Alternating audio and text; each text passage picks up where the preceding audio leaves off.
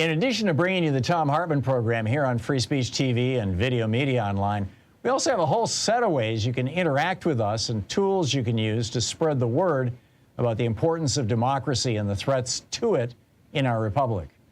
First, there's your daily homework. Sue Nethercutt puts together a daily email newsletter that has a link to every story I discuss on the air, so you can find my sources and you can share them with your friends. It's free and you can sign up at thomhartmann.com. Second, I publish my daily take every day over at the hartmannreport.com website. That's also free if you want the daily 5 days a week rant in your inbox. No ads either. Third, we have the podcasts. There's the free 1-hour version of our daily show that's advertising supported. You can find that wherever you get your podcasts normally. And then there's also the podcast of the entire 3-hour show with no advertisements, and that's available by subscription over at thomhartmann.com. So check them all out at thomhartmann.com and hartmannreport.com.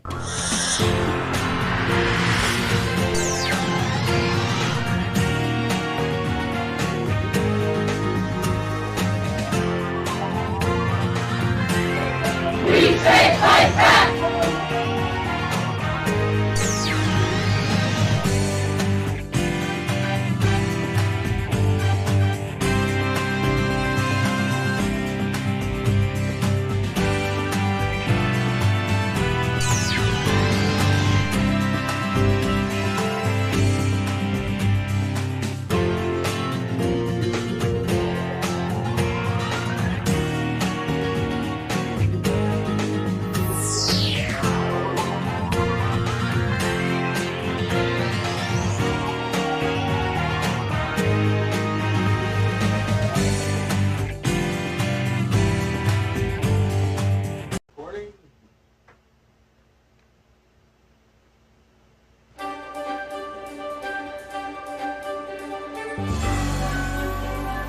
Our book today in the Thom Hartmann Book Club is The Age of Illusions, How America Squandered Its Cold War Victory by Andrew Bacevich. This is from the introduction. Without the Cold War, what's the point of being an American? Henry Rabbit Angstrom, novelist John Updike's late 20th century everyman, posed that question just as the long twilight struggle was winding down. More than a quarter of a century later, Rabbit's plaintive query still awaits a definitive answer. Indeed, the passage of time has only sown confusion about whether there is a point to being an American. Even as the Cold War was ending, Updike's surrogate was not alone in feeling at a loss. By the 1980s, the Cold War had become more than a mere situation or circumstance. It was a state of mind. As had Rabbit, most Americans had come to take its existence for granted. Like the polar ice cap or baseball's status as the national pastime, it had acquired an appearance of permanence, so its passing caught Rabbit's fellow citizens unawares. Those charged with managing the Cold War were, if anything, even more surprised. The enterprise to which they had devoted their professional lives had suddenly vanished. Here was a contingency that the sprawling U.S. national security apparatus, itself a product of the anti-communist crusade, had failed to anticipate. At one level, of course, the surprise could not have been more gratifying. In the epic competition against pitting West against East, the God-fearing against the godless, and democracy against totalitarianism, our side had won. All-out nuclear war had been averted. The cause of freedom, which Americans felt certain they themselves embodied, had prevailed. Victory was decisive, sweeping, and unequivocal. In another sense, however, the passing of the Cold War could not have been more disorienting. In 1987, a senior advisor to Soviet leader Mikhail Gorbachev had warned, "We are going to do a terrible thing to you. We are going to deprive you of an enemy." As the Soviet Union passed out of existence, Americans were left not just without that enemy, but without even a framework for understanding the world and their place in it. However imperfectly, the Cold War had, for several decades, offered a semblance of order and coherence. The collapse of communism shattered that framework. Where there had been purposefulness and predictability, now there was neither.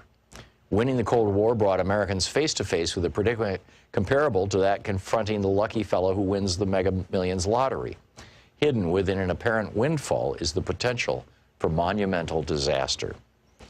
Putting that windfall to good use while avoiding the pitfalls inherent in suddenly acquiring riches calls for prudence and self-awareness. Not easily demonstrated when the big house, luxury car, and vacation condo you've always wanted are yours for the asking. Similarly, the end of the Cold War might have given Americans pause, especially since the issues at hand were of considerably greater significance than homes, cars, and condos. At least in theory, the moment might have invited reflection on some first-order questions. What is the meaning of freedom? What does freedom allow? What obligations does it impose? Whom or what does it exclude? Of course, Americans had been wrestling with such questions since well before 1776, their answers evolving over time. During the several decades of the Cold War, however, the exigencies of the East-West rivalry had offered a reason to throttle down impulses to explore America's furthermost boundaries, or freedom's furthermost boundaries. Except on the fringes of American politics, most citizens accepted the word from Washington that their way of life was under grave threat.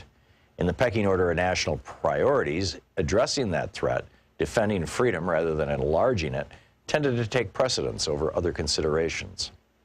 This is not to suggest that Cold War Americans were a complicated lot. They were not.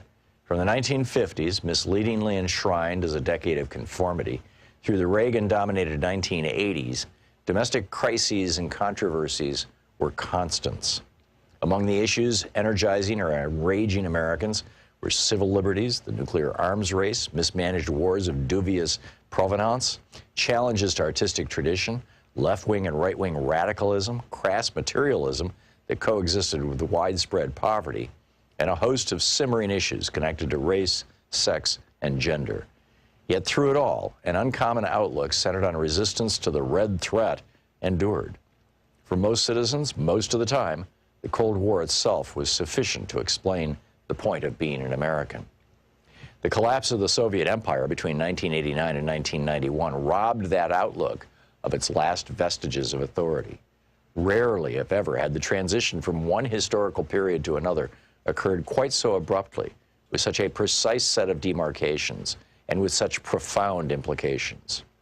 As if in an instant, the discipline that the Cold War had imposed vanished. The absurdity of defining reality as an either-or choice, red or dead, slave or free, good versus evil, now became blazingly apparent.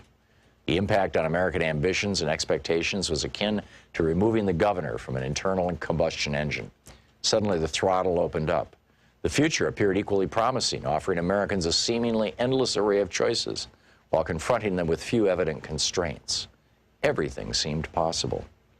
Confident that an era of unprecedented U.S. economic, military, and cultural ascendancy now beckoned, members of an intoxicated elite threw caution to the winds.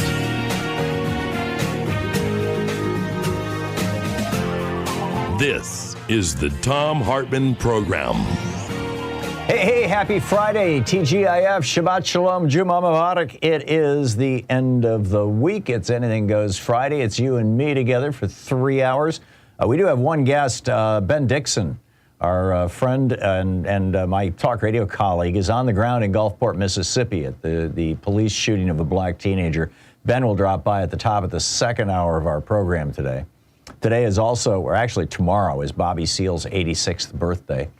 An interesting juxtaposition there. And Steve Bannon was just sentenced to 9 months in jail and a $6,000 fine. He does, however, get to appeal this, so, you know, the wheels of justice grind slowly.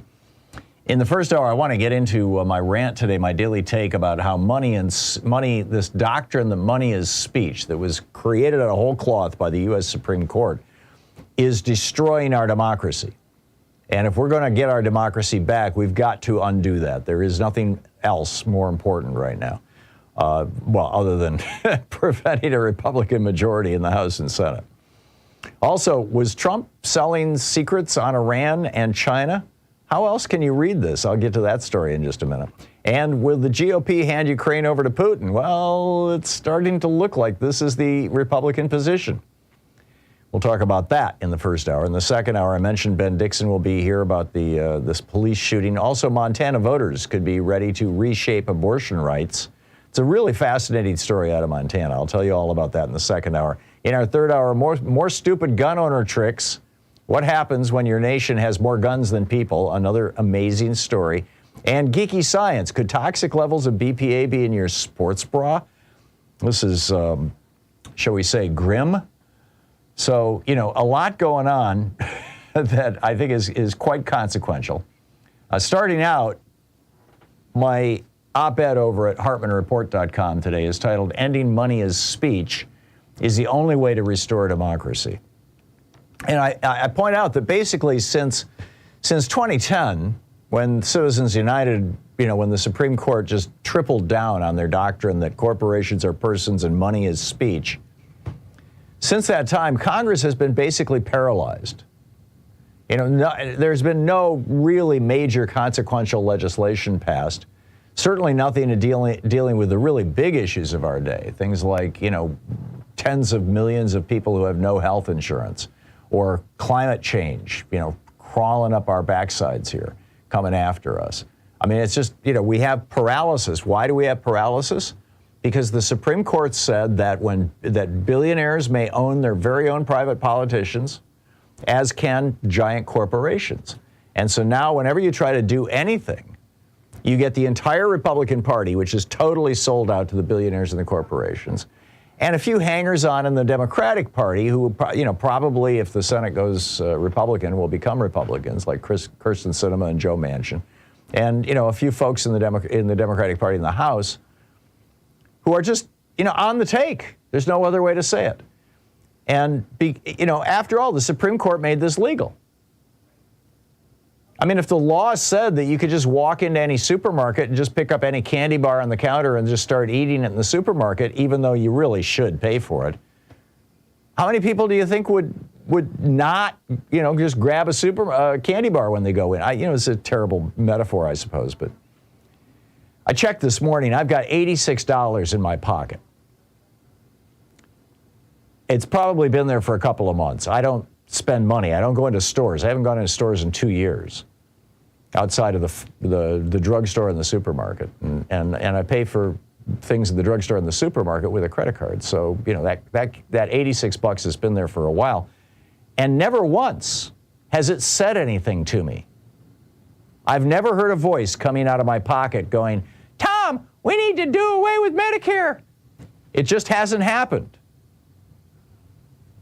And yet the Supreme Court says that $86 in my pocket is free speech. And if I want to give that to a politician, that is protected by the First Amendment. In fact, if I want to give $1 million or $1 billion to a politician or a political party or a ballot measure or a cause, that's free speech. Which means, of course, that people with a lot of money have a hell of a lot more free speech than you and me. How can you have a democracy under these circumstances? He asks rhetorically, because obviously you can't. You end up with oligarchy. And this is why this money is free speech doctrine is why we have absurdly priced pharmaceuticals, the most expensive internet in the developed world, predatory lending, student debt, homelessness, deaths from a lack of health care, for-profit prisons, the most expensive cell service in the developed world, predatory health insurance companies, for-profit schools, for-profit utilities, laws making it harder to vote, and laws making it harder to solarize your home. I mean, think about the things that we got done before the Supreme Court said that money was speech. Back when money was actually regulated, in 1907, Teddy Roosevelt was president, and they passed the Tillman Act, which made it a federal felony, years in Leavenworth, for a corporation or anyone representing a corporation to give any amount of money or anything of value to any candidate for federal office. That was on the books from 1907. And as a result of that, we got Social Security, unions, Medicare, Pell Grants, minimum wage, unemployment insurance, worker safety laws, the Environmental Protection Agency, the Securities Exchange Commission, the Food and Drug Administration, the U.S. Department of Agriculture, free land-grant colleges, the world's finest public schools, and the Eisenhower Interstate Highway System.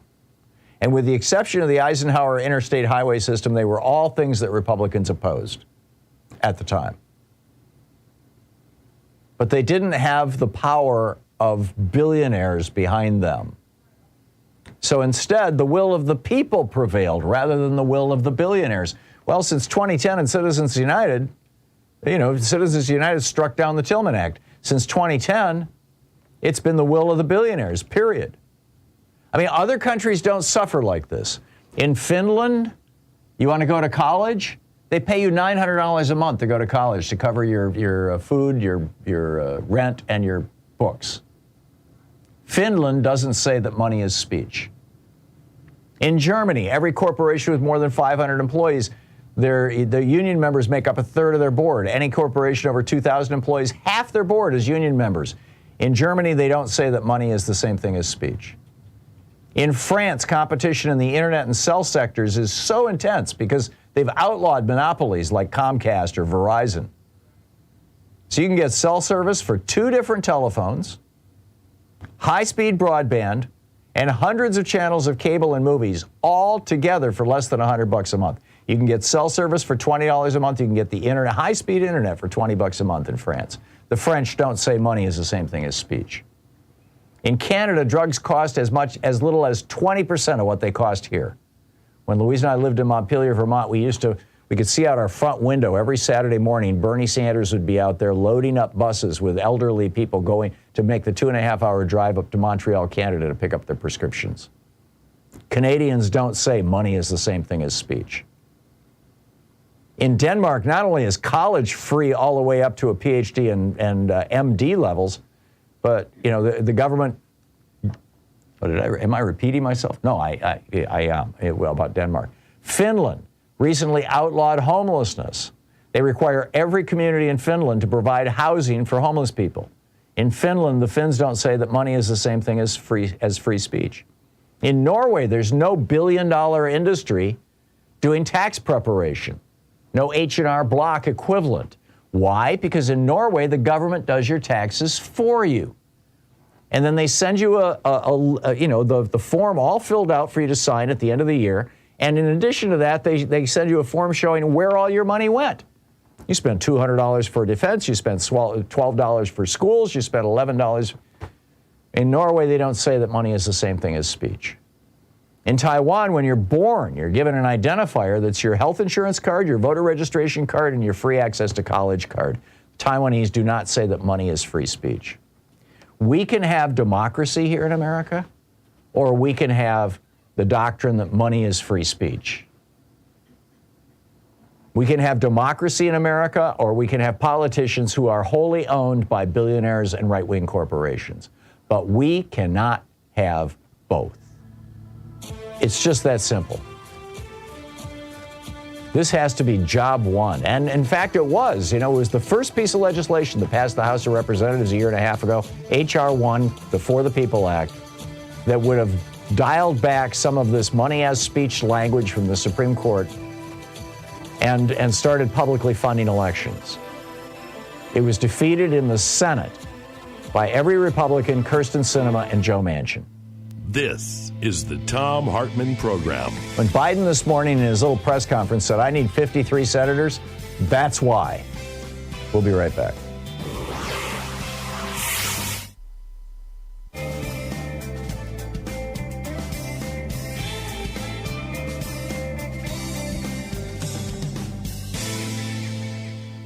And welcome back. Jerry in Ontario, Canada. Hey, Jerry, what's on your mind today?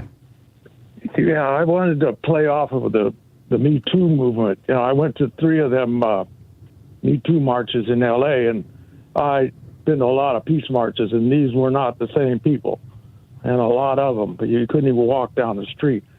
And the third one, they had tables with information I got from Code Pink, one of the pink clothes hangers. Mm-hmm. It says this is not a medical instrument. Right. So I just want to encourage these Me Too women to get out there and vote. Yeah. Because, they're already washing us down the river. Morning Joe is all about we're losing this House of Representatives. Yeah. I just wanted to put my word in there. Okay, Jerry, you did. To remind them. Okay. Fine job. Thank you very much. Mike in Lomita, California. Hey, Mike, thanks for listening to KPFK. What's up? Hey, Tom, you've got $86 in your pocket? Buddy, can you spare a dime? Yeah, really. Dime doesn't go as far as it did back in the 20s when that song was popular. Not quite as far. Yeah. Yeah, I just called in because my dad made me do it, although he's been gone these 20 years. There were a couple of trolls, or maybe it was one guy with two phones during the week calling in to trash FDR's reputation.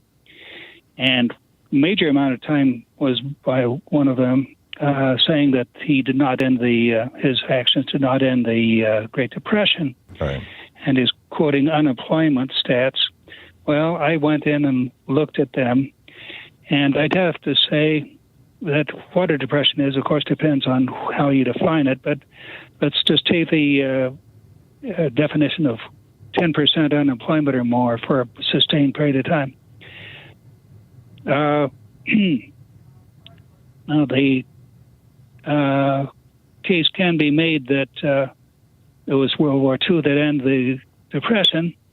Some respectable people have made that sort of point before, but it sort of misses a couple of major facts. One is that unemployment went from 33.2% at the beginning of the Depression to 24% after the last 3 years of the Hoover administration, where you remember what Hoover did about the Depression? Virtually nothing, yeah. Yeah, he repeated the slogan that prosperity's just around the corner. That's right. That was his campaign slogan, yeah. Yeah, it was classic laissez-faire Republican orthodoxy on economics. Same orthodoxy which just crashed a prime minister in Britain, by the way. Yep. The other point is that unemployment went from about 14% at the end of the Hoover administration to over that to 1940, and that's a level it wouldn't reach again until 1984. And who was president then? Reagan, yeah. Reagan. Yeah, we had that's 14% right. unemployment in 84? That's what the site I was on said, yes. I don't remember that. Well, I'd have to look that I remember people who were unemployed being told to vote with their feet. Yeah, yeah. But anyway, the unemployment went down to 2% in 1941, and that was before the U.S. was even in the war. Oh, interesting. This was largely in spite of the Supreme Court overturning a couple of programs that Roosevelt was depending on. There you go. Mike, I'm out of time. Thank you very much. We'll be right back, 20 minutes past the hour.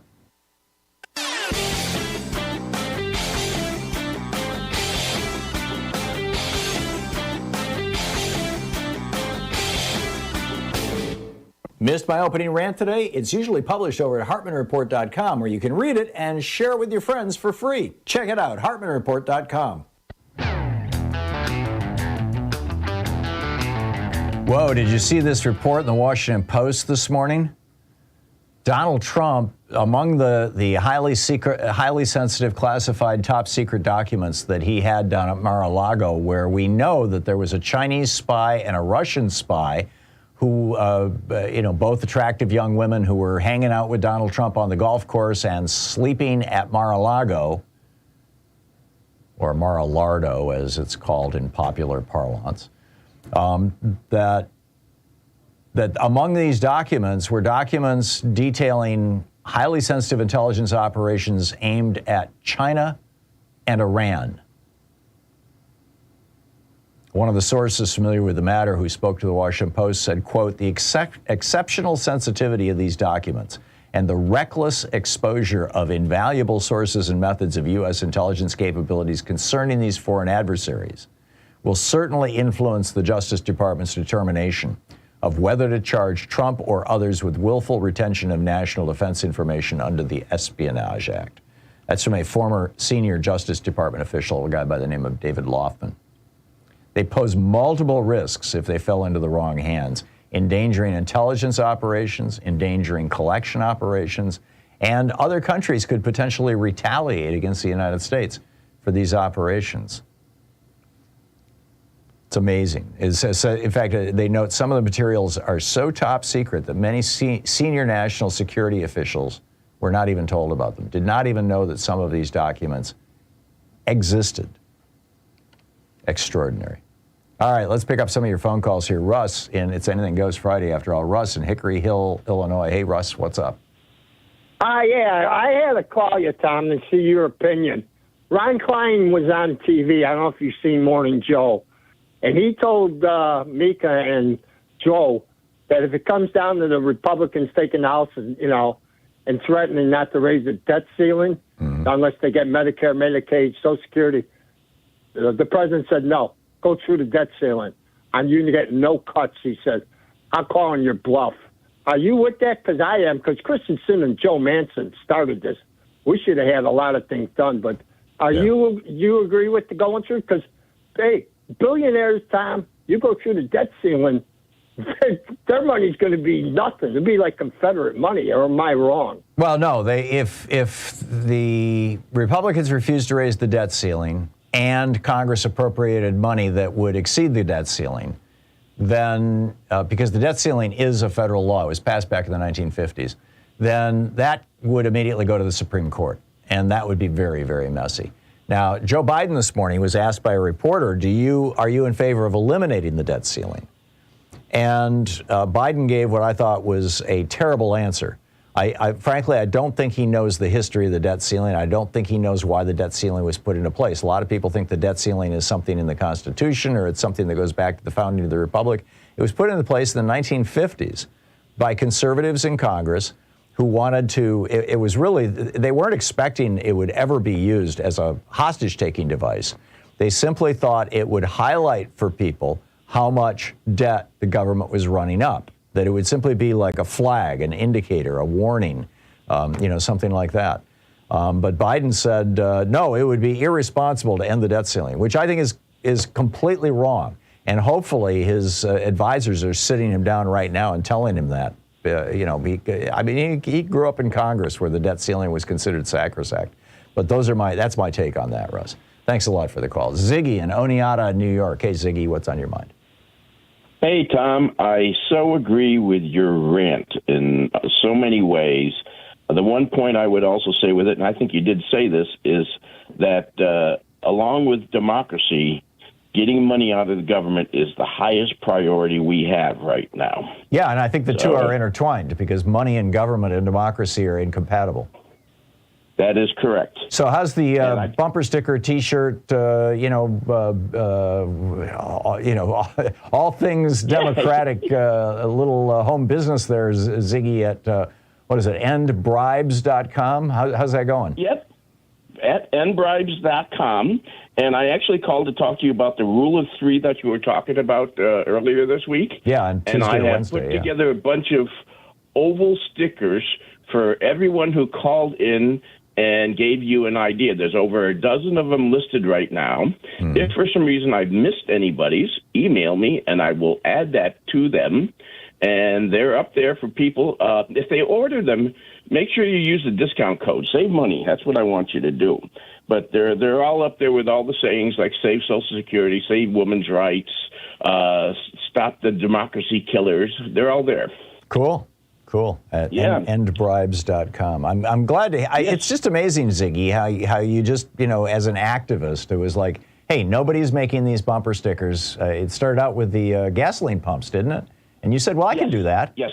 And you just, found one of these places that'll make these stickers for you and thought, I'll make them available to people. And now it's a little home business. I'm so impressed. You're an entrepreneur, Ziggy. Well, you know what I'm doing right now, just so you know, because we're getting towards the election where actually coming up with too many items is going to be kind of short period of time. I've taken items, purchased a number of items myself, and I'm going to the Democratic rallies, and I'm giving them out to people. Good on you.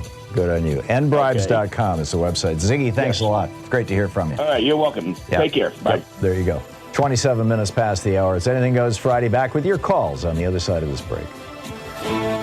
You're listening to the Thom Hartmann Program. Call 202-808-9925. Do you think that when the Justice Department realizes that Trump was dealing in secrets about China and Iran, that they'll get a little more serious?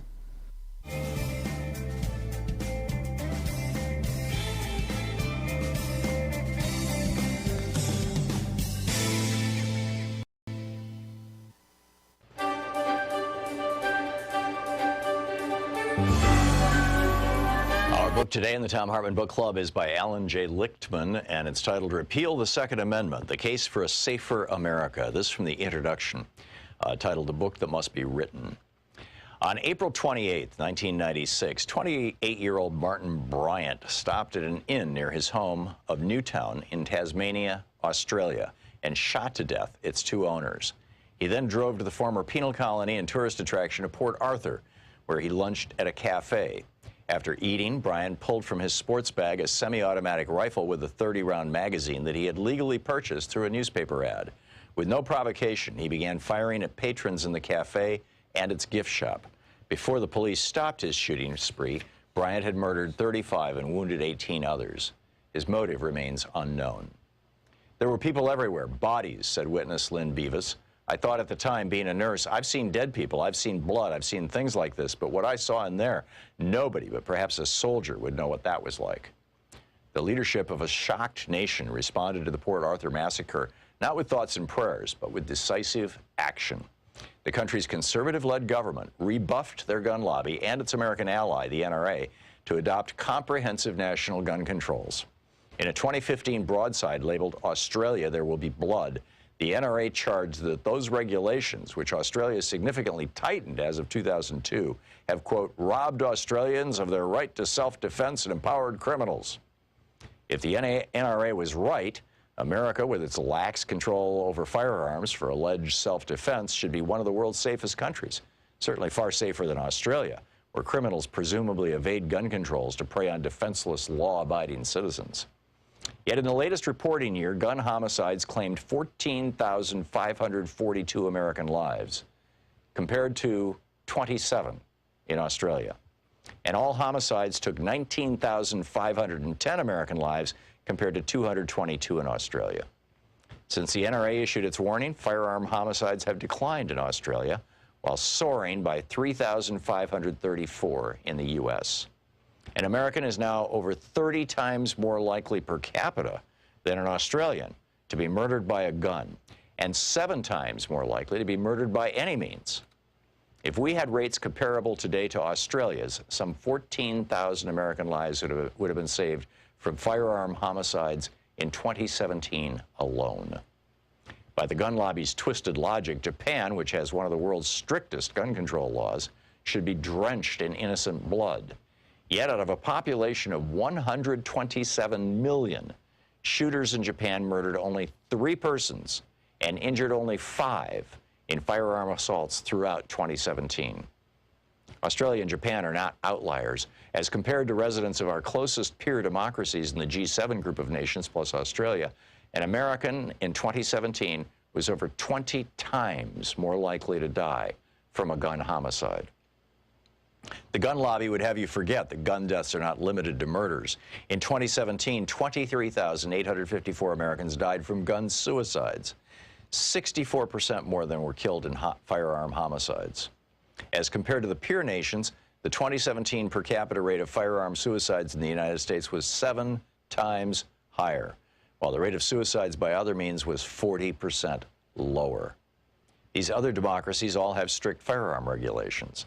None has a constitutional right to keep or bear arms, a distinction the United States shares worldwide only with Guatemala, whose gun murder rate is the 3rd highest of some 195 nations worldwide. Why has America lagged behind the democratic world in protecting its citizens from needless death and injury? The culprit is not spending by the NRA on campaigns and lobbying, which other pressure groups exceeded. The real problem is that which gun control advocates fear to name, the Second Amendment. Led by the NRA, the gun lobby exploits a historically defective, perverse reinvention of this amendment to inspire their grassroots supporters, sell guns, and provide constitutional cover for their opposition to making us safer by regulating firearms. The competing movement for gun control has floundered in response to the gun lobby's triumphant marketing of the Second Amendment. Gun control advocates have righteous zeal and noble motives, but lack a winning strategy. Instead of forthrightly refuting the lobby's bogus claims, the gun control movement has instead fallen into the trap of lamely insisting, "Oh, we support the Second Amendment, but we also support responsible gun control." With such a self-defeating strategy, the movement can never win. It plays on the gun lobby's home turf and fails to rally the American majority that favors stricter firearms regulations. It provokes only scorn from a gun lobby that dismisses yes but assurances as rank hypocrisy. And it ignores the clear history and the true meaning of the Second Amendment itself. The movement for gun control must strike hard with a new strategy. Repeal of the Second Amendment is not only right, but realistic. It would break open the political logjam and open a path for the comprehensive national gun control and safety measures that have eluded the American people for so long. None of these measures would confiscate firearms or stop Americans from using guns for hunting, sport shooting, antique collecting, or legitimate self-defense. A well-regulated militia being necessary to the security of the free state, the right of the people to keep and bear arms shall not be infringed. These form the Second Amendment. Book Repeal the Second Amendment by Alan J. Lichtman.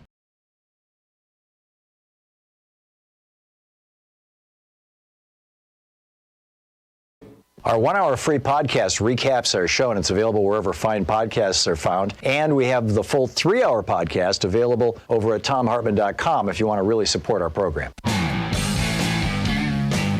Hey, welcome back. It's Anything Goes Friday, picking up your calls. Mike in Fort Collins, Colorado. Hey, Mike, what's on your mind today? Hey, Tom. This is an interesting little tidbit. In the Denver Post today, the Republican Party in Eagle County sent out texts to unaffiliated voters telling them to, don't vote until Election Day. And to me, that's telling me, and on top of that, they contacted the chairman of the committee or the party in Eagle County. He says, "Oh no, we didn't do that. No, we didn't do that." But all the links go back to them. Mm-hmm.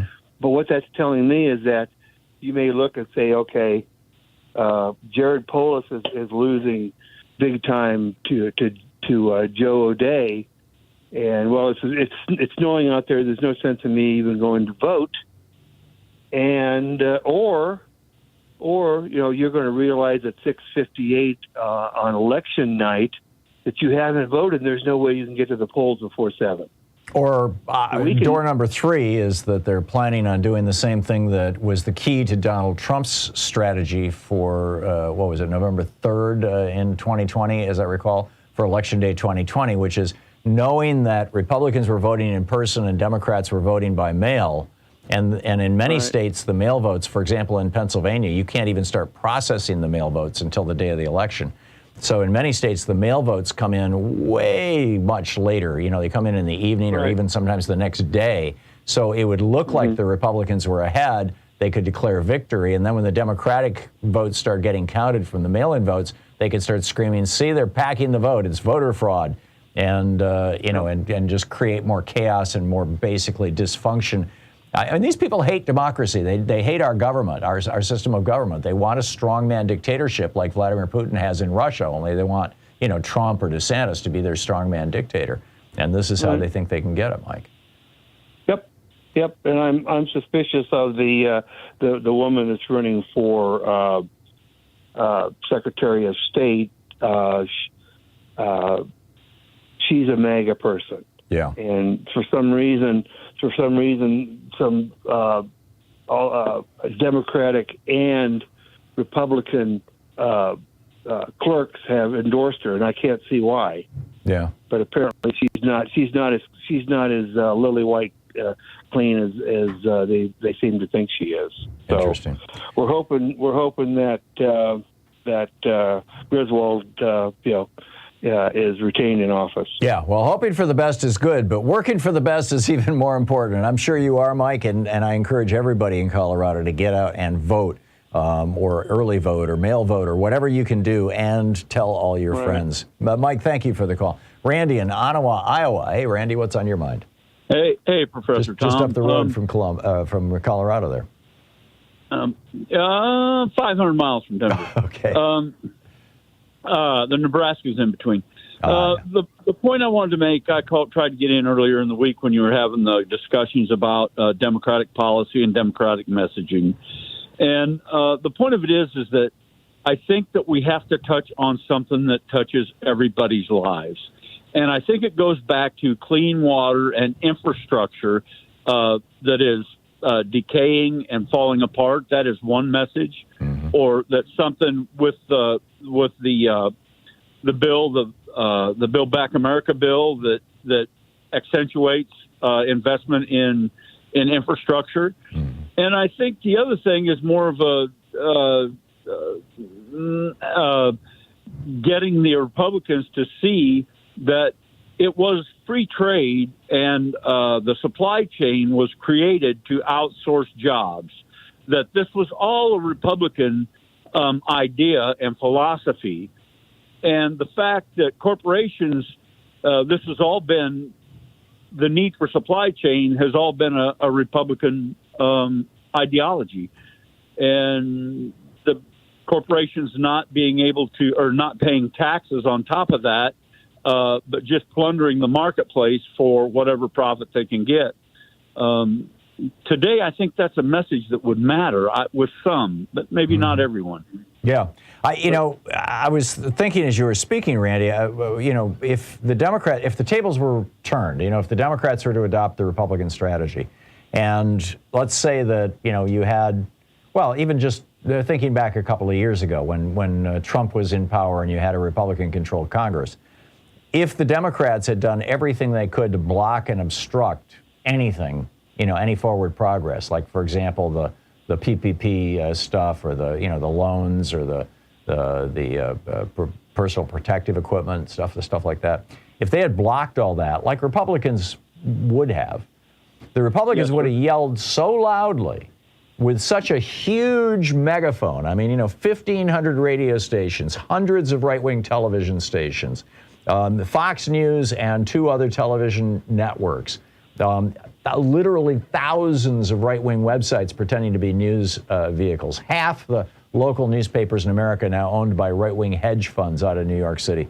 It would have just devastated the Democratic Party. People would have just, believed that the Democrats were just, horrible obstructionists and terrible people. Why the Democrats can't message that effectively, I was going to say is beyond me, but I know why they can't, because they don't have the media infrastructure that Republicans have. And, frankly, I think this should be job one, but that's what they would do. Yep. I think there's a lot of factors that go into their reserve. Democrats are nice people, and some of them go to Washington to actually serve their constituents, not there to day trade or to make money or to make a life for themselves. Yeah, I think that's true for a majority of Democrats. And they're so to actually go out and start a fight, pick a fight, or to look at a confrontational situation, it doesn't appeal to them. And the January 6th committee, what's his name? The guy he lost his son to suicide, I believe. Oh, yeah. Raffensperger, is that his name? No, Jamie Raskin. Raskin. I'm so impressed with that guy, and he's such a decent and wonderful human being. And he is. And I think and a constitutional scholar. We'll talk about Democrats because they're good people, and the things that are right in our face every day. Infrastructure, decaying infrastructure is in everybody's face in this country. Right. And with water systems and stuff like that, sewer systems, we need federal investment. We need somebody, which I always thought that the federal government was a referee in the ring that litigated or that adjudicated the safety or the rights of the smaller states, so that bigger states like Texas, with markets like Texas or California or the band of states in the South, could not overwhelm a small state that wanted its own. It's not quite how it's worked out. But Randy, I need to move along, but thank you. Your points were really, really well made. I appreciate it. Keno in Lakeland, Florida. Hey, Keno, what's on your mind today?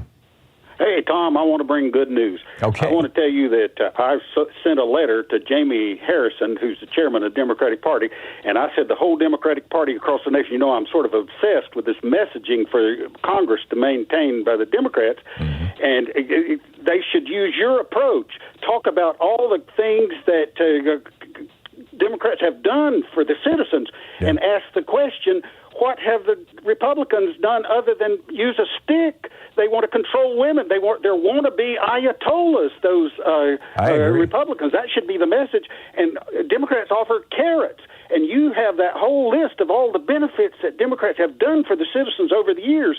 And so between now and the election, I ask callers to talk to Democrats and point out the benefits that Democrats have brought, emphasize that, and then that question to penetrate closed minds. What have Republicans done to help working class people? And as you have pointed out, there's no answer. So I'm obsessed, and I want people to call in and talk to their Democratic candidates and push carrots or sticks. And the Democrats, your long list, cite you, maybe use you in advertisements of all the list of things that Democrats have done, and Republicans haven't done anything. So what's your reaction, Tom? I love it, Keno, and here's, this is from a tweet from the Democratic Party. Biden wins. This is just a list of his accomplishments just in the last 18 months.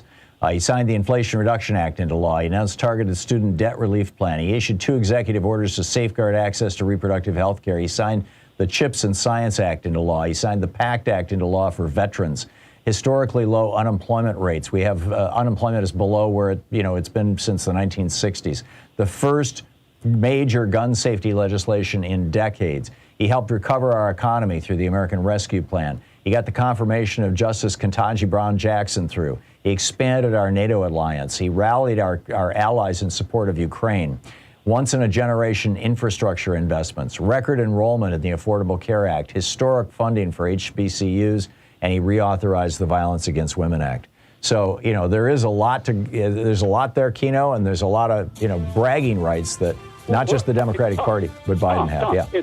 It's a choice between carrots and sticks. There you go. And the Republicans are wannabe ayatollahs. There you go. Do you want FDR's America, or do you want the Handmaid's Tale America? Those are your choices. Keno, thank you very much for the call. It's 45 minutes past the hour. We will be right back right after this. It's Anything Goes Friday here on the Thom Hartmann Program. Talk media for the sane among us. You're listening to Thom Hartmann. Visit ThomHartmann.com for audio and video archives. Don't touch that dial. Back with your calls in just a moment.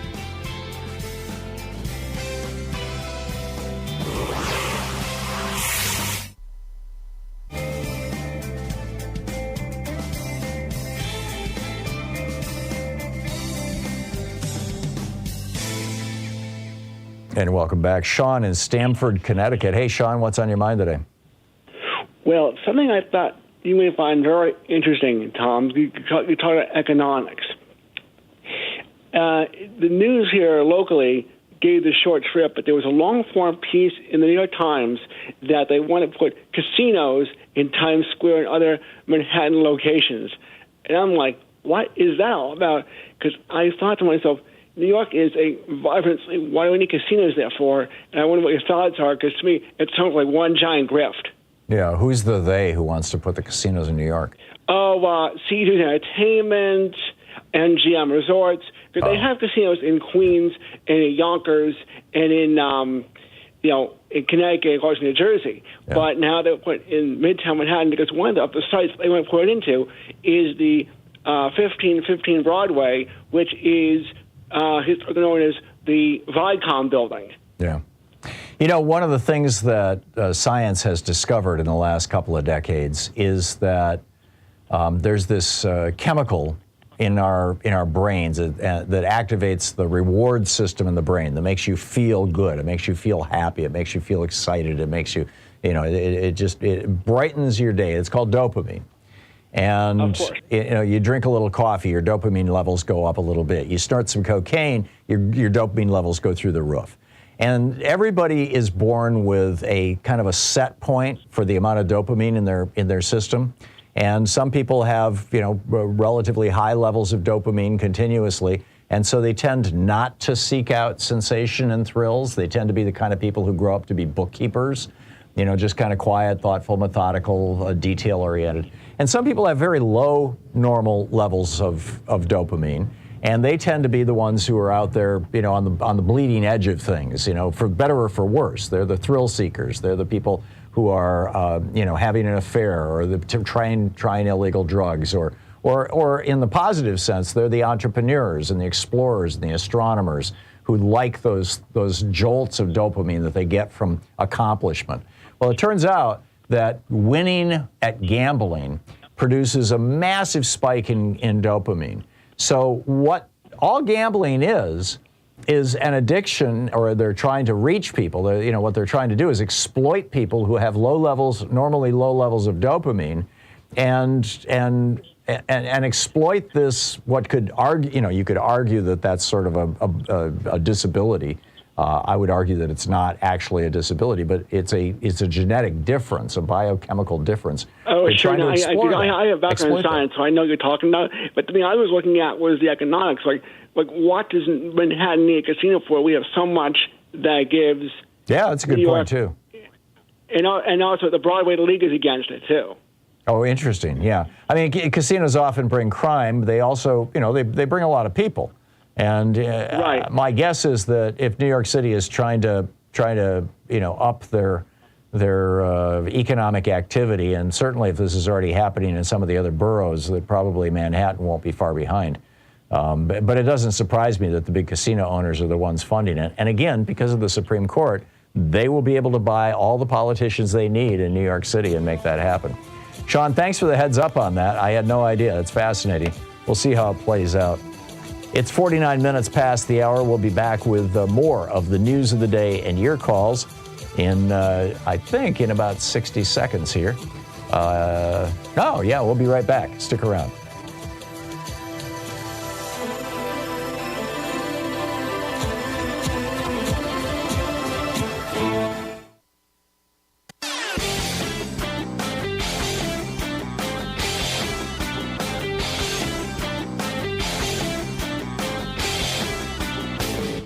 Hey, I have a new book out. It's called The Hidden History of Neoliberalism, How Reaganism Gutted America and How to Restore Its Greatness. Greg Palast calls it a hand grenade of a book. You can pick it up wherever fine books are available. Tag you're it.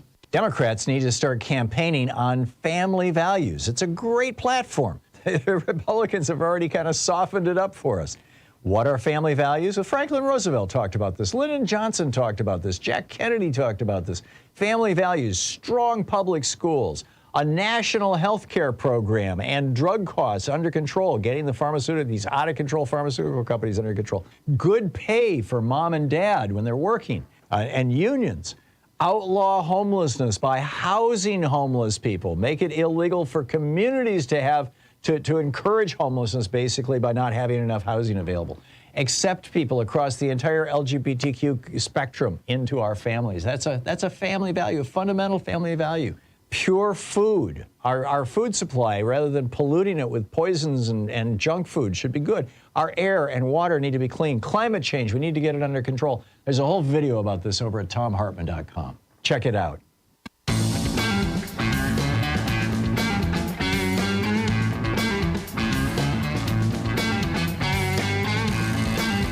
Anything Goes Friday, picking up your calls. Beachside Bill in Orlando, Florida. Hey, Bill, how's the beach? Afternoon, Tom. It's very beautiful here in Florida. We have our problems, but the weather has been cooperative. That's good. One good thing after the hurricane and all that, which is a whole other subject. I was calling on my governor, and he's putting out these deceitful commercials, and I'll try to get to him. You're talking quick. DeSantis. Yes, DeSantis, yes. And the first one, he's going on about having Florida's record budget. And the first thing is, the quick thing is, Florida's budget its budget's mostly run on the 7% sales tax. We don't have an income tax and blah, blah, blah. So he's going on, but yet earlier this year, this is Florida taxpayer money. Early this year, he gave corporations, $500-600 million in tax breaks. But he's going on, and all this extra money coming in, it comes from Joe Biden. And I want to thank America for giving us this money, or however you want to look at it, because it comes from Joe Biden. It's being very deceitful. yesterday he stood in front of a bridge that they put it up quickly to go to Sanibel Island. He stood there, and I can't find where that money came from, but I bet you it came from the CARES Act or whatever to build the bridge quick. Yeah, probably FEMA money. Yeah, it probably was.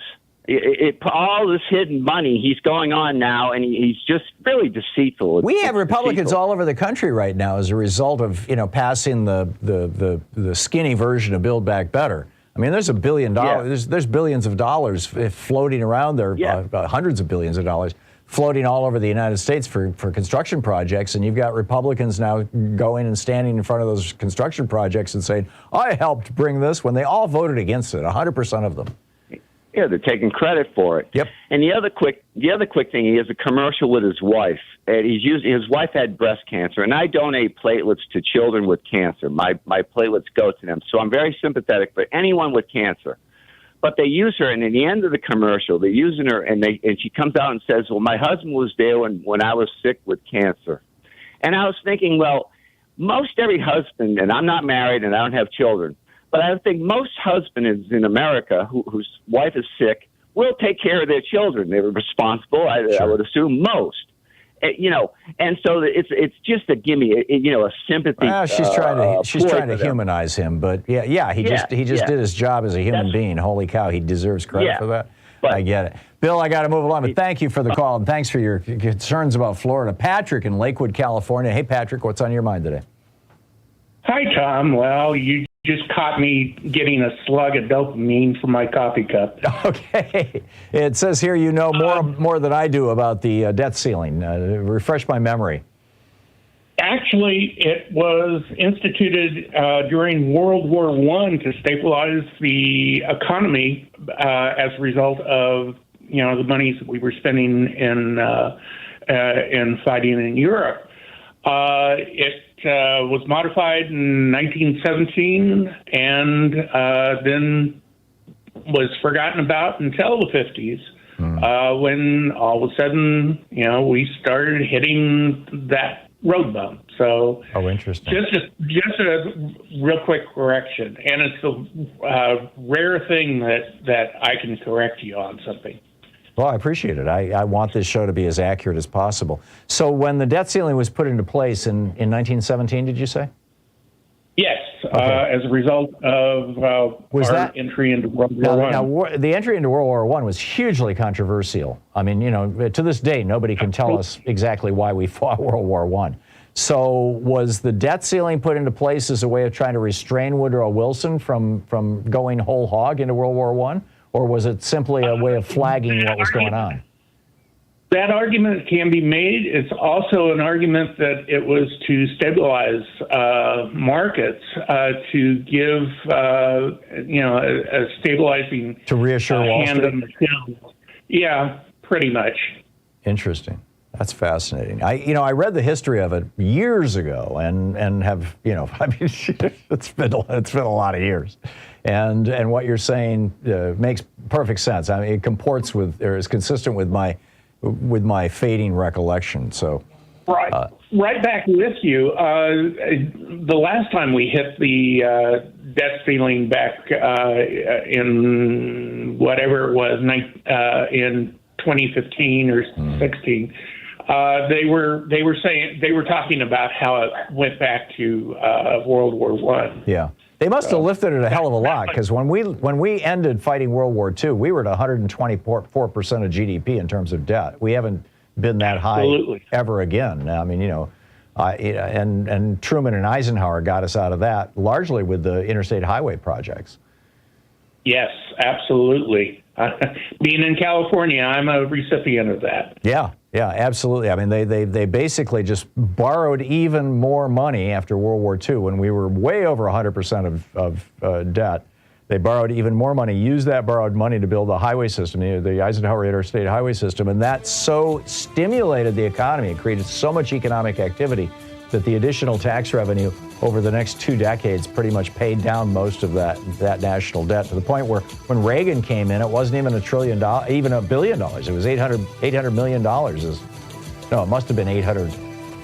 I'll have to look it up.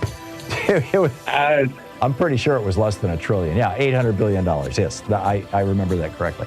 Patrick, I got to run, but thank you. You're listening to Thom Hartmann.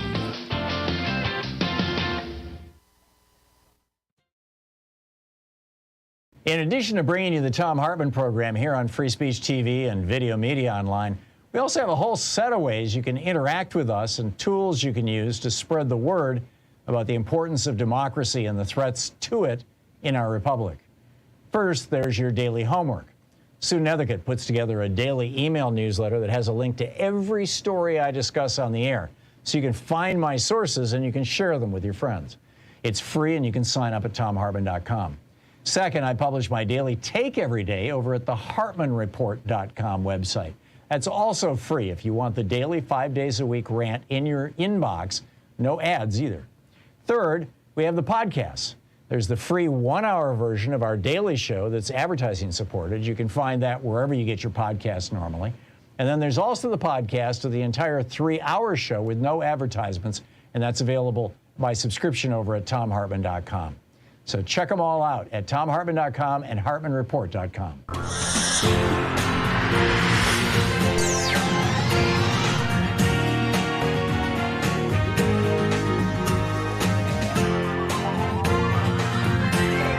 We say fight back!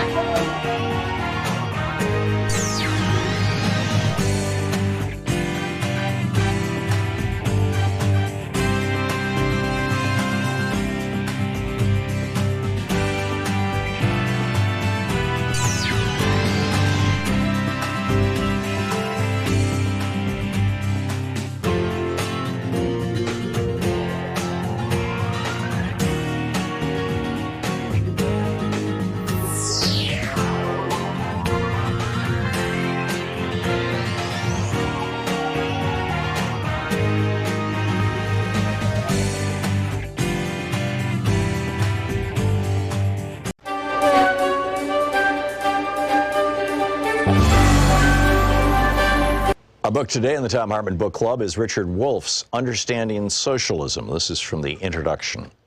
Socialism is a kind of yearning for a better life than what capitalism permits for most people. Socialist yearnings are as old as capitalism itself because they are its products. Where and when capitalism's problems and failings have accumulated criticism and critics, socialist voices have arisen. And so it is again now. Any serious discussion of socialism must begin by acknowledging socialism's rich diversity. Whatever particular aspect of socialism we choose to analyze, they need to be located within socialism's complexity. That avoids presenting one's own interpretation as if it were the entirety of socialism. In this book, I focus on the economic aspects of socialism, how it differs from capitalism in broad outlines. I'm more interested in socialist critiques of capitalism and their implications about socialist alternatives than in the particulars of the few early experiments in erecting socialist systems, USSR, People's Republic of China, and so on, that history so far offers. Finally, my own education and work constrain me to concentrate on Western Europe and North America. Some important aspects of socialism are thus not covered or discussed here. Yearnings for better lives, such as socialism proposes, are not new. In slave societies, the slaves hoped and dreamed of lives less hard and less out of their own control. Their yearning aimed to obtain freedom. They sought social change that would preclude any one person being the property of another. In feudal societies, the serfs, free in the sense that no one owned them, yearned for better lives too. Their subordination to lords included heavy labor and other burdens that they wanted lifted. They hoped and dreamed of a society in which they would not be bound to the land, the lord of that land, and the feudal dues of labor and subservience. The serfs mobilized in the 1789 French Revolution to demand liberty, equality, and brotherhood. In effect, the serfs had expanded on what the slaves had called freedom. In the American Revolution against British King George III, the revolutionaries were neither slaves nor serfs. They were mostly self-employed farmers, craftspeople, and merchants subject to a foreign feudal kingdom. They wanted liberty as individuals to pursue their dreams without hindrance from feudalism or monarchism, whether foreign or domestic. They added democracy to the goals advanced by the slaves and serfs before them. The different systems of slavery, feudalism, and small-scale self-employment produced masses of people yearning for better lives. Eventually, each of those systems provoked revolutions. Many people then sought to break away from and go beyond those systems. The French and American revolutions marked key moments in the social transformations of major pre-capitalist systems into capitalist ones. By capitalist system, we mean that particular organization of production in which the basic human relation is employer-employee instead of master-slave, lord-serf, or individual self-employment. The revolutionaries who wanted and built capitalism hoped and believed the transition to employer-employee relations of production would bring with them the liberty, equality, brotherhood, and democracy they had yearned for. The revolution's leaders promised to themselves and to the people they led that those goals would be achieved. But the transition to capitalist employer-employee relations that increasingly replaced the previous slave, feudal, and self-employment relations of production had unintended consequences. Capitalism soon proved to be different from what its revolutionaries had hoped. While it enabled some people to be more free and more independent than slaves, serf, or self-employed subjects of monarchies had been, it also seriously limited freedom, independence, and democracy for many. Capitalism betrayed many of the promises made by its advocates. It produced and reproduced great inequalities of income and wealth. Poverty proved to be as endemic as capitalism seemed equally adept at producing and reproducing both wealth and poverty. The capitalist rich used their wealth to shape and control politics and culture. Democratic forms hid very undemocratic content. The cyclical instability attending capitalism constantly threatened and hurt large numbers of people, and so on. Growing numbers of employees within capitalism began to yearn for better lives. They defined those yearnings first in the familiar terms of the earlier French and American revolutions: equality, fraternity, liberty, and democracy. They criticized a capitalism that failed to deliver those to most people and demanded social changes to achieve them. Many people still continue to want a better, softer, friendlier capitalism, where government regulates and intervenes to achieve more of what the French and American revolutionaries had yearned for and promised. They are also often self-defined as socialists. However, capitalism's development provoked another, different perspective that also called itself socialism. In that view, capitalism had not broken from slavery, feudalism, and monarchy nearly as much as its advocates had imagined. Slavery had master slaves, feudalism had lord serfs, and monarchy had king subjects as their key sources of their inequalities, lack of freedom, oppressions, and conflicts. The employer-employee relation of production and capitalism generated parallel problems. Capitalism installed monarchies inside individual workplaces, even as monarchies outside workplaces were rejected. Kings mostly disappeared, but inside workplaces, the owners or their designated boards of directors assumed king-like powers.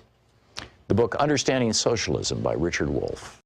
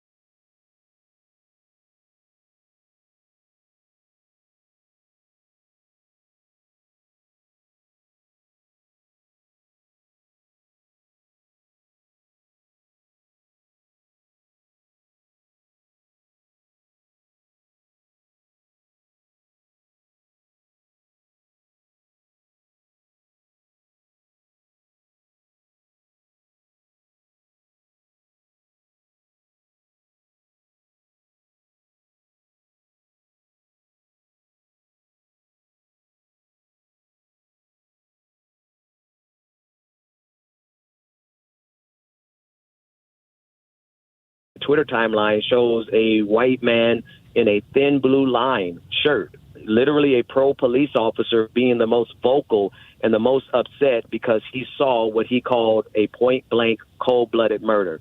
With regard to the body cam footage, the chief of police has let it be known that they are not going to release that footage until the end of the year.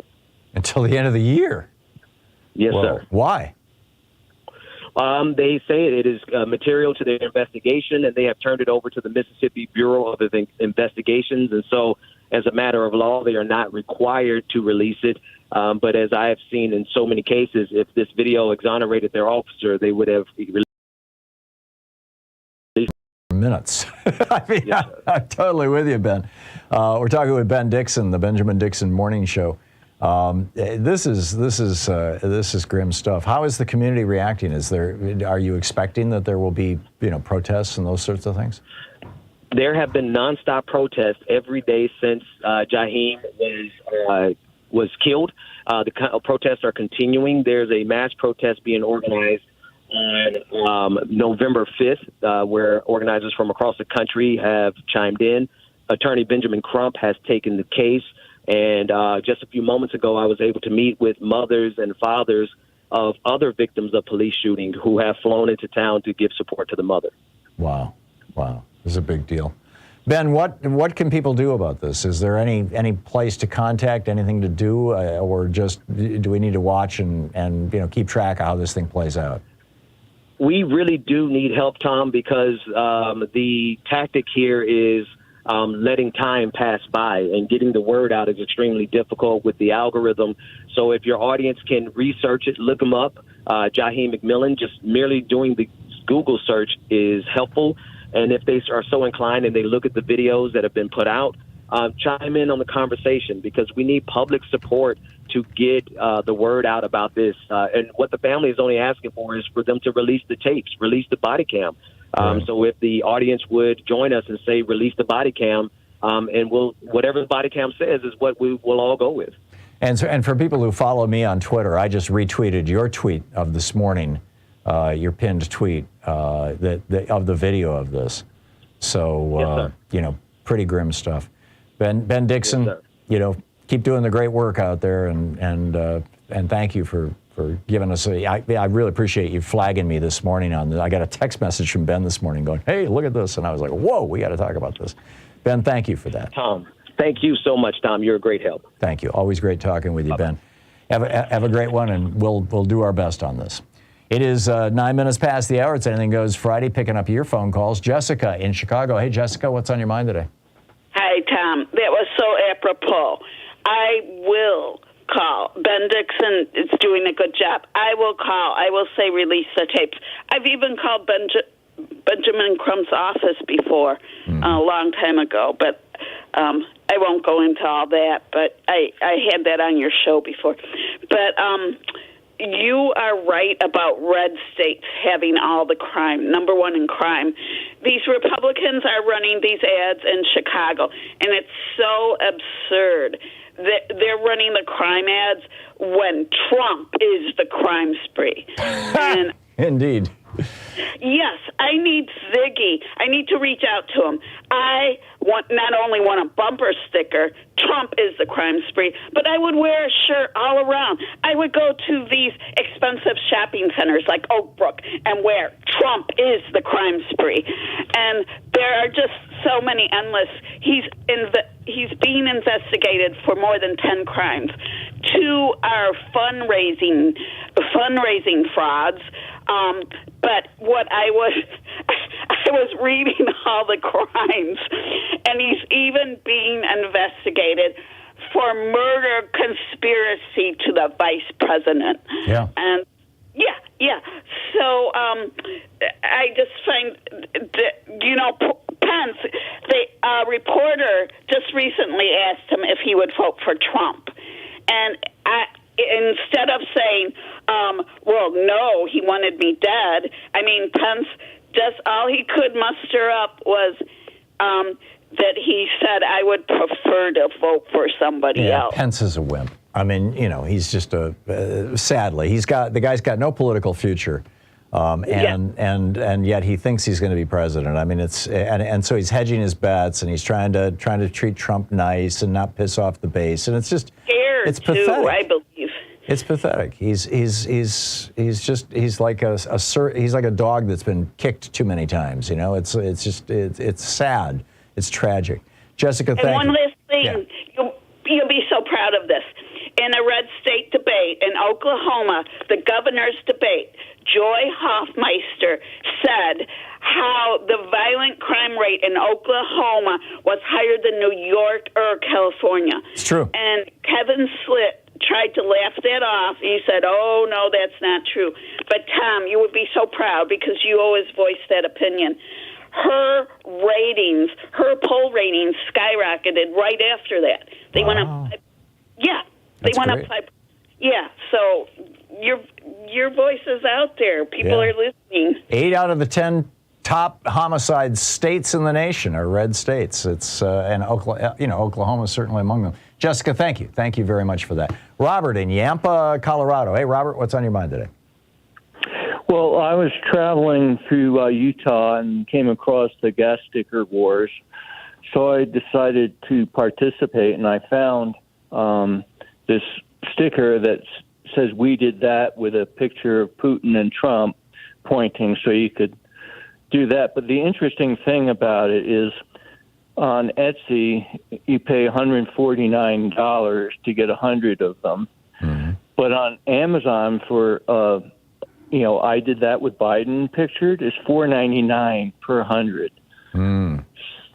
So, and I couldn't find the sticker I was looking for on Amazon. Try endbribes.com, Ziggy's site. He's got some gas station stickers there too. Endbribes? Endbribes.com. Yeah. Check it out. And my question is, do you suppose Amazon is funding that low price? Because my guess is that the Republican Party is funding that low price. Although, stickers are cheap to make. I mean, $5 for 100 stickers may actually be their cost.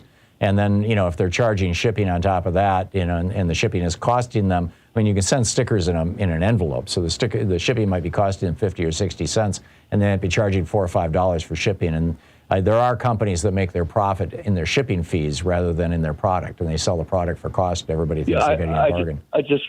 I found the price difference. I mean, even on Amazon, if you found something similar, that it was like $4.99 for 2 stickers.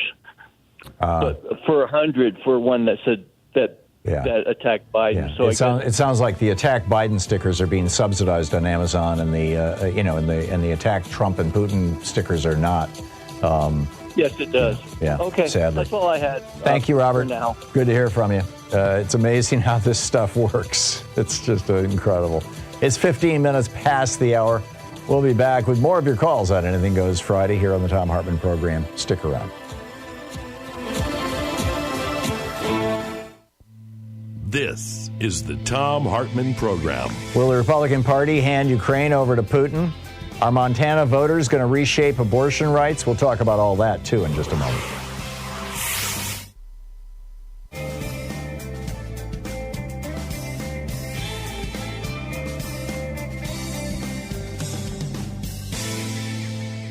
And welcome back. Juanita in Prosser, Washington. Hey, Juanita, what's on your mind today? Well, you were talking about FDR and his accomplishments. Mm-hmm. My house is being lit. I am watching TV with the power from a place called the Grand Coulee Dam. FDR. That's right. And I'm able to irrigate because of the Grand Coulee Dam. Because when he built it, roads were built, power was sent, or was able to get to the farmers. Excuse me. We got smoke down here, and my voice is croaky. Yeah. And same here. and the Columbia River keeps running. We're about the only place in the United States that hasn't had a major drought. Why? How about the Grand Coulee Dam? And the Hanford site was built because of the Columbia River. I realized it was built because of World War II. Right. That site brought 10,000 workers to build that at that time during the war. Yeah. Irrigation, power. This is all as a result of FDR. So, I mean, the Republicans have done things. I think Hoover Dam was was built. That was built by rebuilt FDR or too. Finished. Right. And they don't think the Democrats do anything. Right. No, the Democrats. I mean,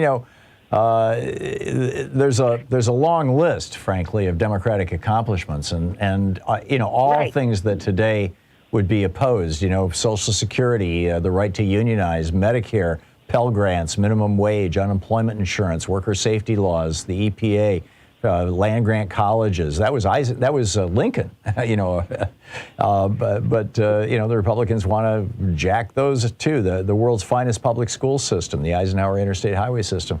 All things that today Republicans are absolutely 100% adamantly opposed to. And, right. And also the other thing, they had the CCC and the WPA. Mm-hmm. The CC camps were mainly geared to the young people, the younger group of people. Part of the time, the youngest ones were able to go to school at the CCC camps. Oh, interesting. Now, this is the Civilian Conservation Corps. These were the groups that were going out planting trees. Right. Oh, and they laid concrete. I remember as a kid in Chicago, I'm a native Chicagoan, seeing on the sidewalk the imprint of the CCC. Really? Wow. Yes. I'm one of the war babies, if anybody knows what that is. Sure. Okay? A lot of people don't know who we are, but that's who we are. And I remember these things. And they planted trees. They made resorts. They created the forest, rebuilt the forest. Mm-hmm. But these people, a lot of them were younger ones, and they actually had school during the day for those that wanted to improve their education. Yeah, I remember, when Louise and I used to drive up north in Michigan, some of the forests, the trees are just in perfect rows. I mean, these huge, mature forests where all the trees are in perfect rows. Those were all from the Civilian Conservation Corps. It was from, the Franklin Roosevelt basically reforesting America to end the Dust Bowl, and it worked. Juanita, thank you. Thank you for the call. That was a great one. We'll be right back. It's 19 minutes past the hour.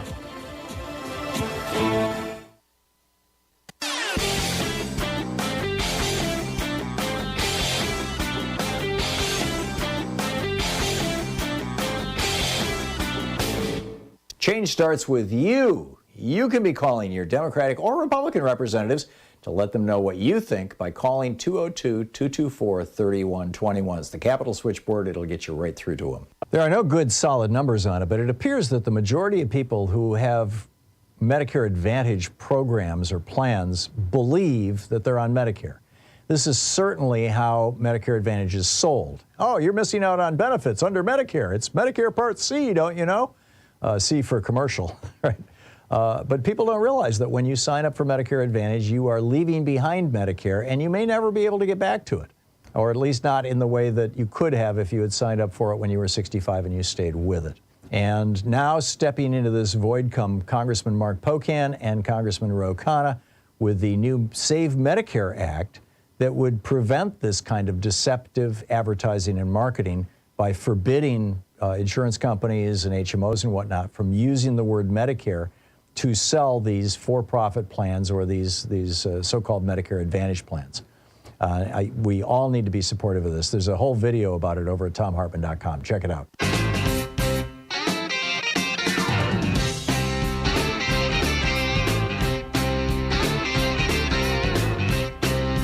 Welcome back. 21 minutes past the hour. Just a couple of stories here I wanted to flag for you. Kevin McCarthy has said that if the Republicans take control of the House of Representatives, no more money's going to Ukraine. Let that one sink in. He said, this was in an interview with Punchbowl News on Tuesday, I think people are going to be sitting in a recession and they're not going to want to write a blank check to Ukraine. It can't be a blank check. I mean, this is absolutely chilling. I mean, cutting financial aid and weapons to Ukraine would be an absolute gift to Vladimir Putin. As Liz Cheney, the Republican of Wyoming, said, quote, I don't know that I can say I was surprised, but I think it's really disgraceful that today Minority Leader McCarthy suggested that if Republicans get the majority back, that we will not continue to provide support for the Ukrainians. What's happening in Ukraine today shows that democracy must be better armed than tyranny. Amen. Along those same lines, Vladimir Putin a few weeks ago threatened to use nuclear weapons in Ukraine, tactical nukes. Apparently he has tried, and he's having problems with his own people, which is what I predicted on the air. I said, if he gives an order to use nukes, they're going to say, nope, not going to happen. His military. I mean, first of all, there's no upside to it.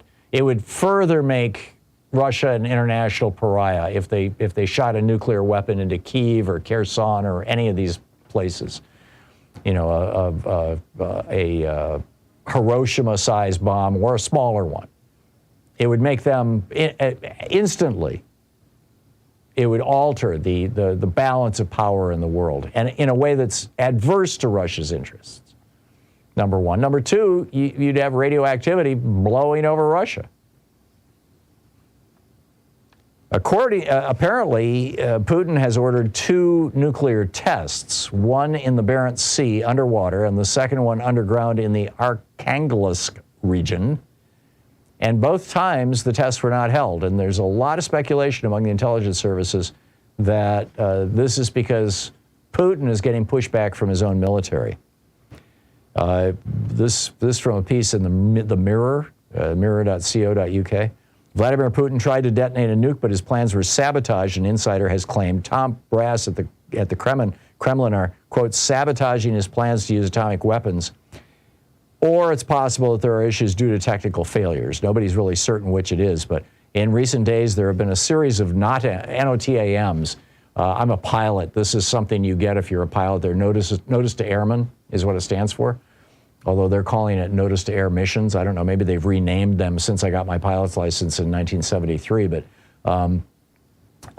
these are notices that go out to anybody who flies saying, look out, don't go here, right? And they're linking Russian navigation warnings indicating tests or live fire drills. But, nothing has happened. It hasn't happened. So everybody's scratching their head what's going on. Meanwhile, there are reports that from President Zelensky of Ukraine, that Putin is planning, if he has to give up the city of Kherson and pull out, there is a dam there that's backing up a massive river that if that dam is blown up, is going to flood 80 towns. Hundreds of thousands of people will drown and lose their homes. And there's some evidence that Putin is wiring that dam with dynamite. I mean, this is just insane. They've already started, the guy that he put in charge of this town in Ukraine that he has seized, they are already started evacuating the people who are in that town, and they're evacuating them to Russia. They've taken 60,000 Ukrainian civilians and their children and moved them into Russia, and there are widespread reports that Ukrainian children are being sold in Russia. I mean, this is how bad it is. Meanwhile, Montana, and this is a pretty amazing story. Montana has the Montana Constitution guarantees the right to abortion. And the Montana Supreme Court has stood up for this. And the Republican running for governor wants to blow that up. We learned about this from Greg Gianforte, and he wants to blow that up. And now the Supreme Court in Montana has blocked 3 different anti-abortion bills that Republican lawmakers have passed. And they've got they had before Gianforte, they had a Democratic governor, Steve Bullock, who just simply blocked these laws. But they did pass one law that says that when a baby is born, if you don't do everything you can to keep it alive, you can go to prison for 20 years. So this gives you an indication of where they will go if they get the power to outlaw abortion. They're looking at 20 years in prison for anything that goes. And of course, anybody is going to try and keep a baby alive after it's born. But this is more performance art than anything else. But this is how the Republicans in Montana are thinking. And I'm wondering, what's this going to do for the governor's race? And are the polls as far off as I believe they are? Or are Americans just crazier than I thought? We'll find out in a couple of weeks. We'll be right back with your calls. You're listening to the Thom Hartmann Program. Call 202-808-9925. Stay right there. It's Anything Goes Friday. Back with your calls in just a moment.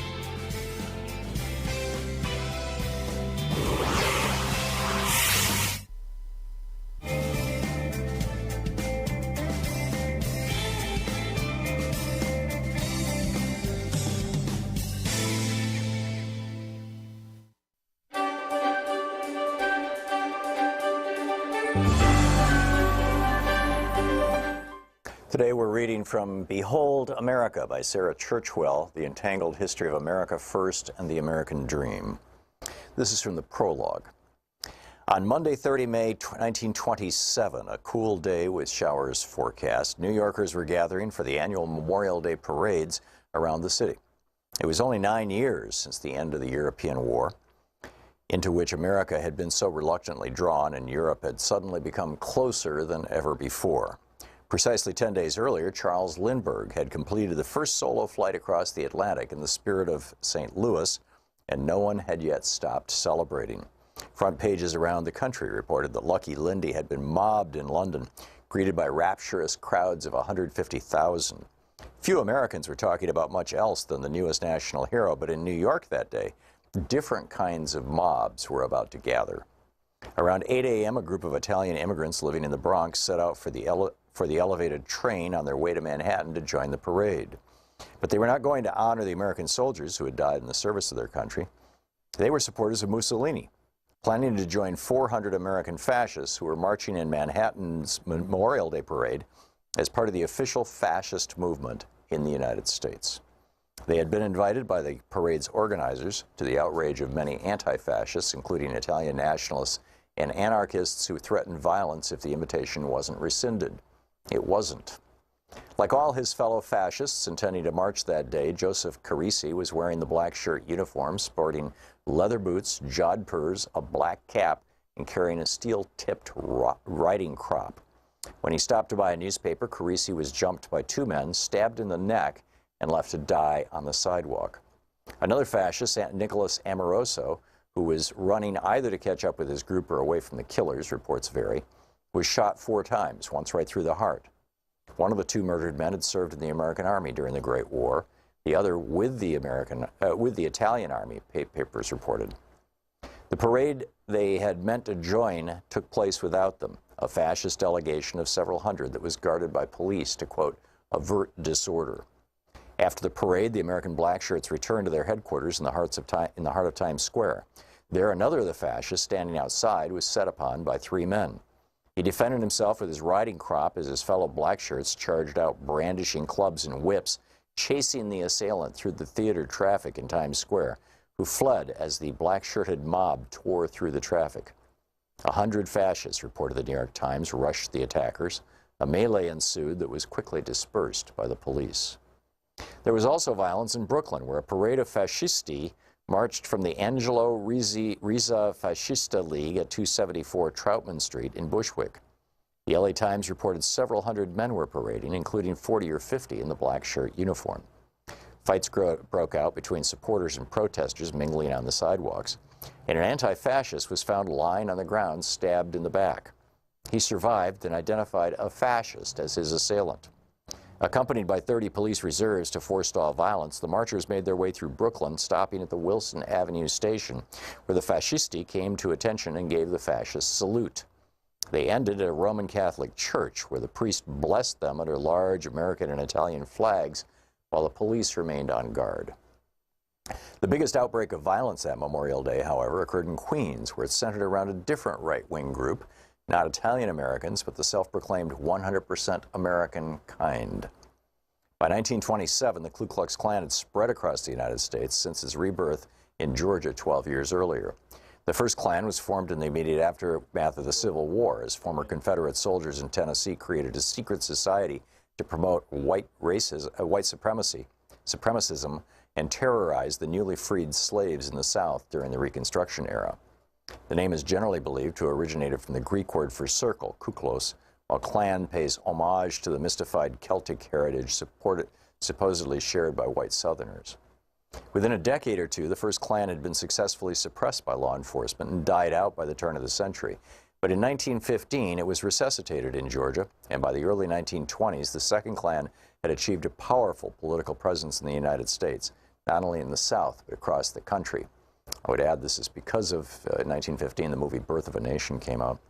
The Klan had an active presence in New York City and Long Island by 1927, with favorite slogans, which they even attempted to copyright at various points. That year, the Klan was quote, calling attention to the fact that it first announced the program of 100% Americanism and of America First. They were not, in fact, the first to adopt these mottos, as this book will show.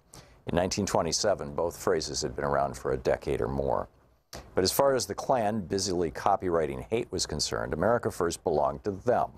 And on Memorial Day in Queens, 1,000 or so of them had gathered to march, many in white robes and hoods. They were accompanied by 400 women from the so-called Clavana, the feminine branch of the Klan. Some of the reported 20,000 spectators in Queens that day objected to the Klan's presence, as others defended their right to march. Scuffles broke out, and it turned into a riot. Women fought women, and spectators fought the policemen and the Klansmen as their desire dictated, said a newspaper. Klan banners were shredded, and 5 of their number were arrested, said initial reports, while a few others were caught up in the confusion as well. The book, Behold America, Sarah Churchwell.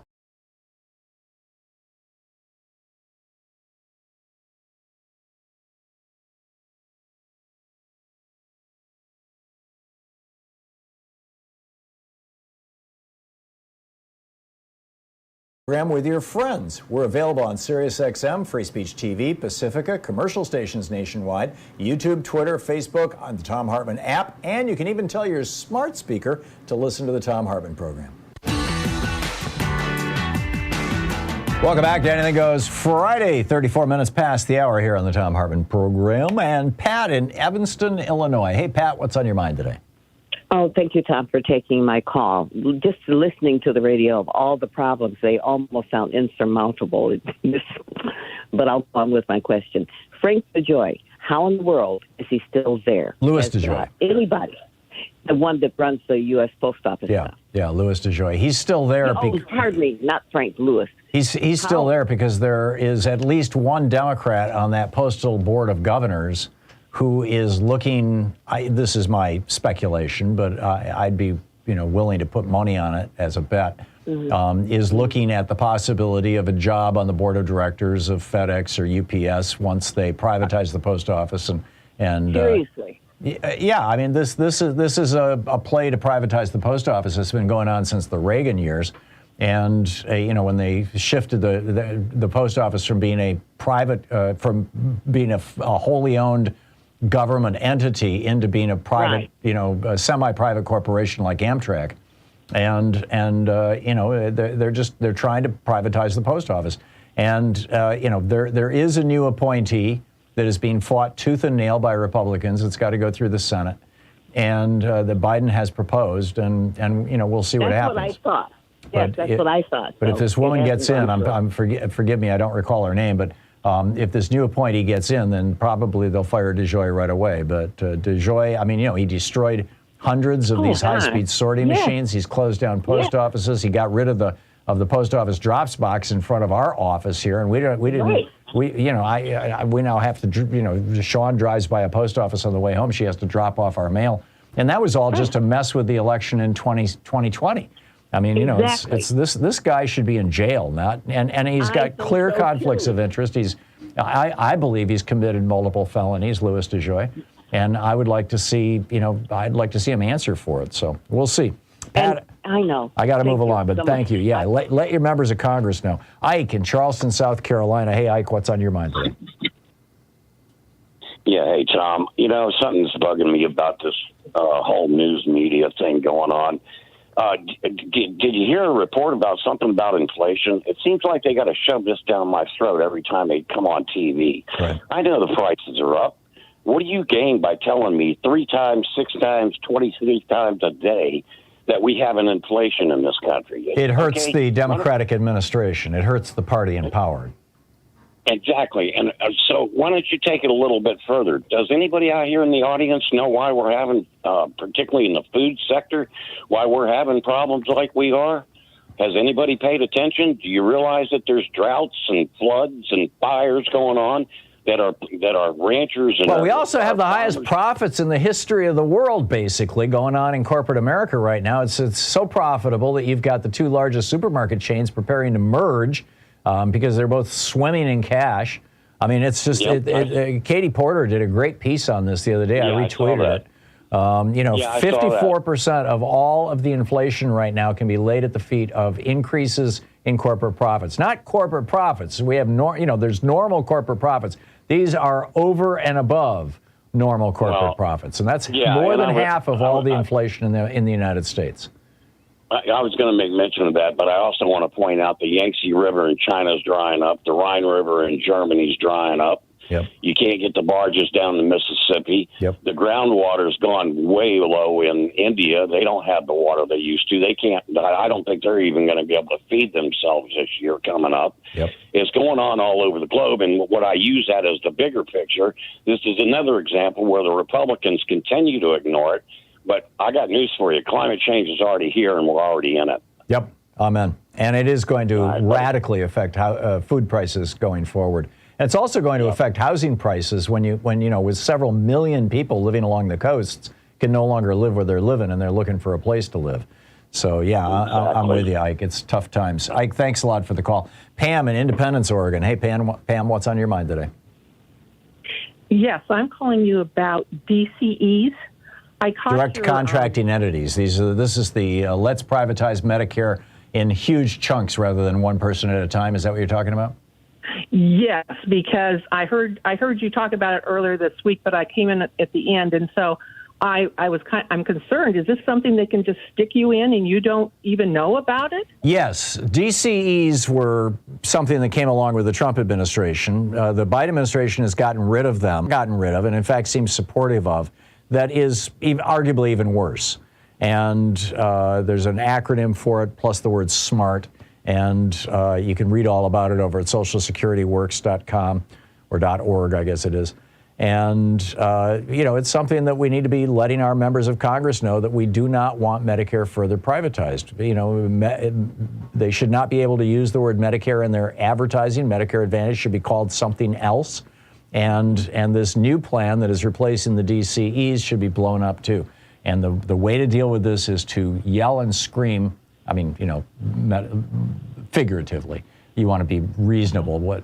Call your member of Congress, 202-225-3121. You have two senators and you've got a member of the House.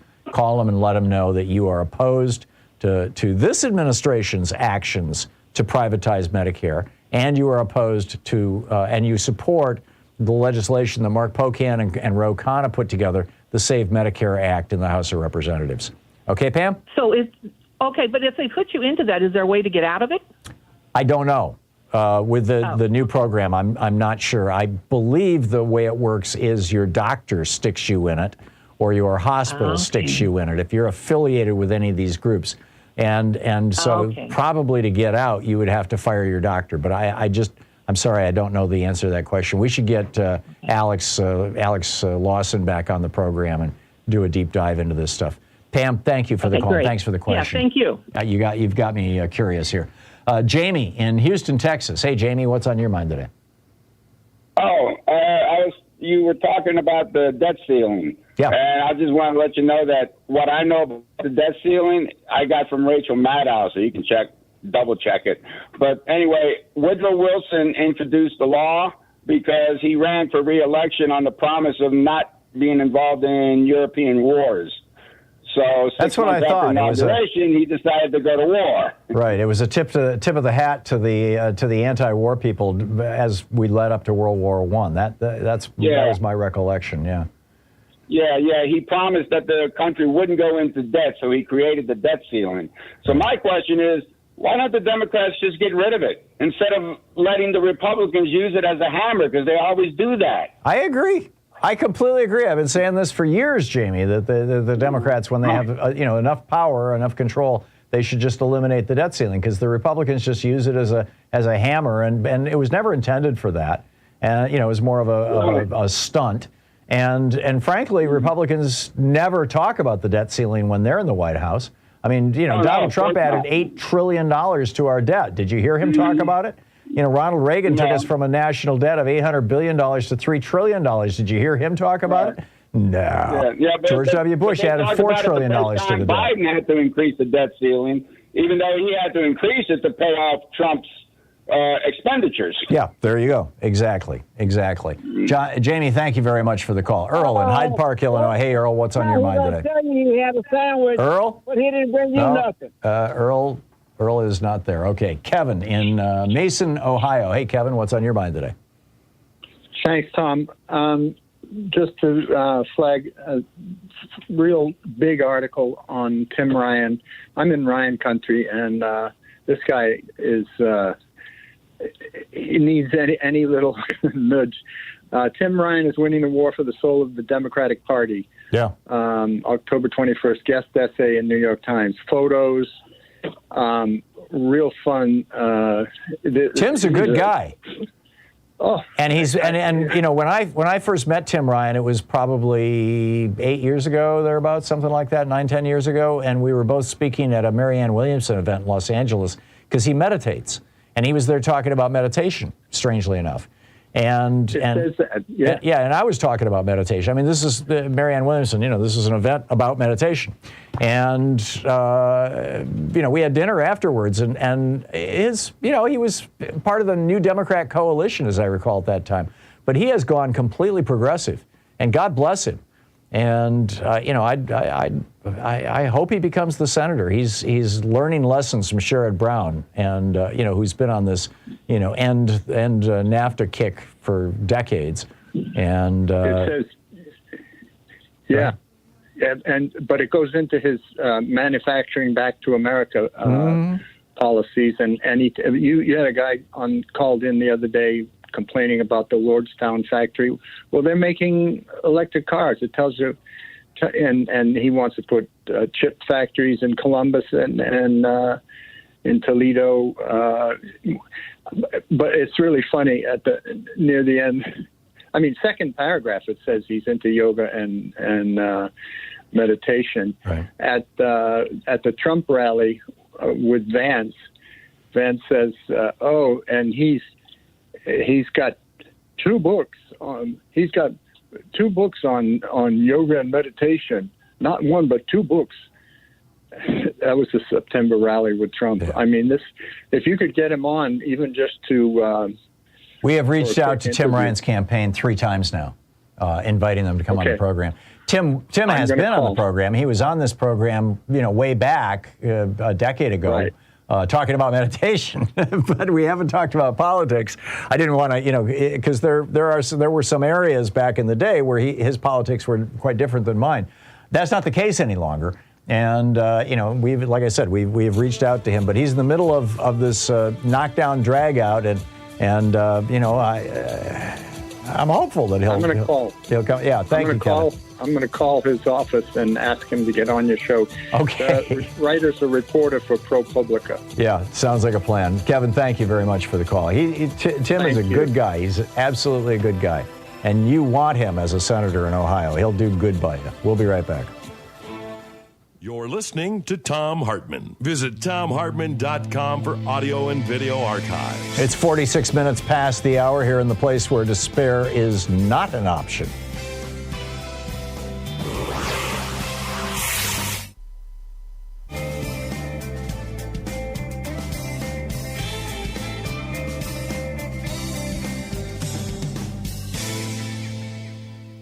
And welcome back. Rockford in Burlington, Washington. Hey, Rockford, what's on your mind today? Hey, good morning. I wanted to correct what you were saying about the infrastructure bill. That wouldn't have passed either chamber without Republican support. But I understand that some are taking credit for it that voted against it. But there was 13 Republicans in the House and like 17 or 18 Senate Republicans that voted for it.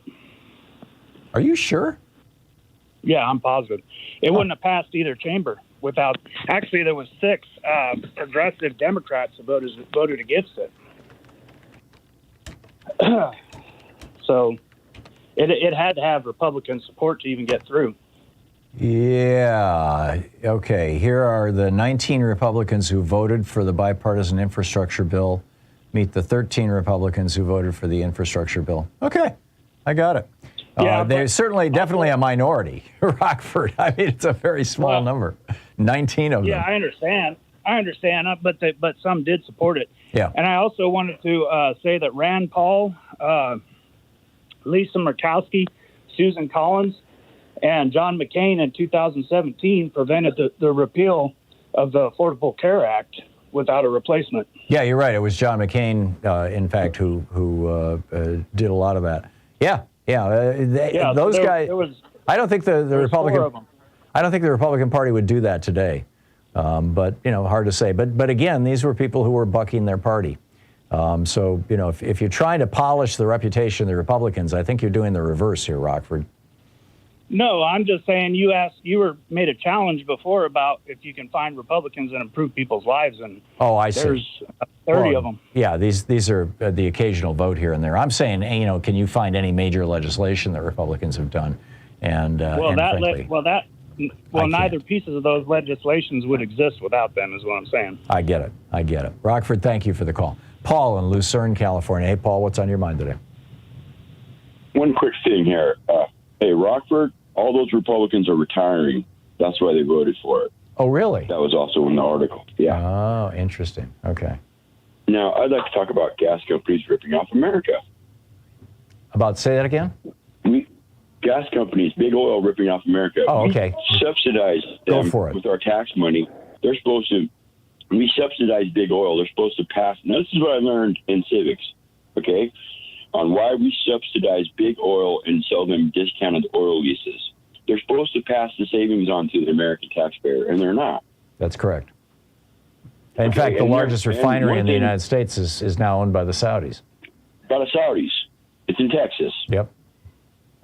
Okay, now, they weren't even supposed to sell domestic oil outside of America, and the reason why was because of World War II.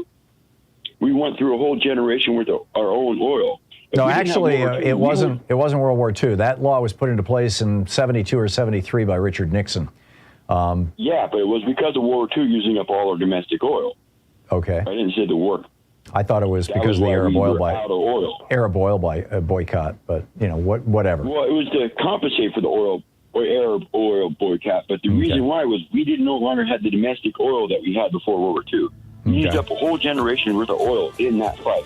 I see what you're saying. Okay, Paul, I gotta move along, but thank you I gotta wrap this up because we're hitting the end of the break here. Thank you for the call. It is a lot of fascinating stuff going on out there. It's Anything Goes Friday. Back with more of your calls in just a moment. It's 10 minutes before the hour.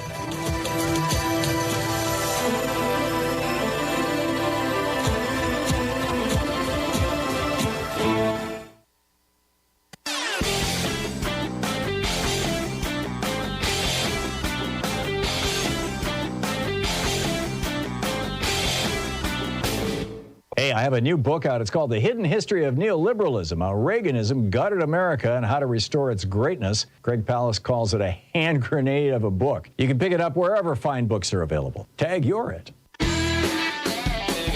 Anything Goes Friday. You will recall that it was weeks ago that New York Attorney General Letitia James dropped this 220-page indictment of Donald Trump and his companies, along with a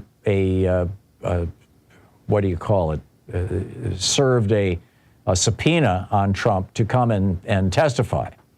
Trump has been avoiding the subpoena servers. He's been hiding from them, and they finally caught him day before yesterday and served that subpoena. It's been weeks because it's part of his delay strategy. The longer you can, because the subpoena doesn't become effective until the day that you receive it. And then you have a certain number of weeks to challenge it or show up and all that kind of stuff. So Trump ran around hiding from the subpoena servers for weeks with regard to Letitia James. Well, just moments ago, the January 6th committee officially subpoenaed Trump to testify to them. And I'm guessing that probably the service has not been done today, serving the subpoena, and that he's going to be running around the country hiding from the subpoena servers from the January 6th committee, too. So keep an eye out for this. Grifter's going to grift, criminal's going to crime. and that's certainly Donald Trump. But it's Anything Goes Friday, whatever is on your mind today. David in Woodland Hills, California, you wanted to talk about Mexican meth? Yes, thank you, Guru, and thank you for being Guru to so many of us for so very long. This is a very bad one, Tom. It comes from an extensive article in Los Angeles Magazine. The Mexican drug cartels have made a new meth. It is insidious. The old meth cost maybe $150 an ounce.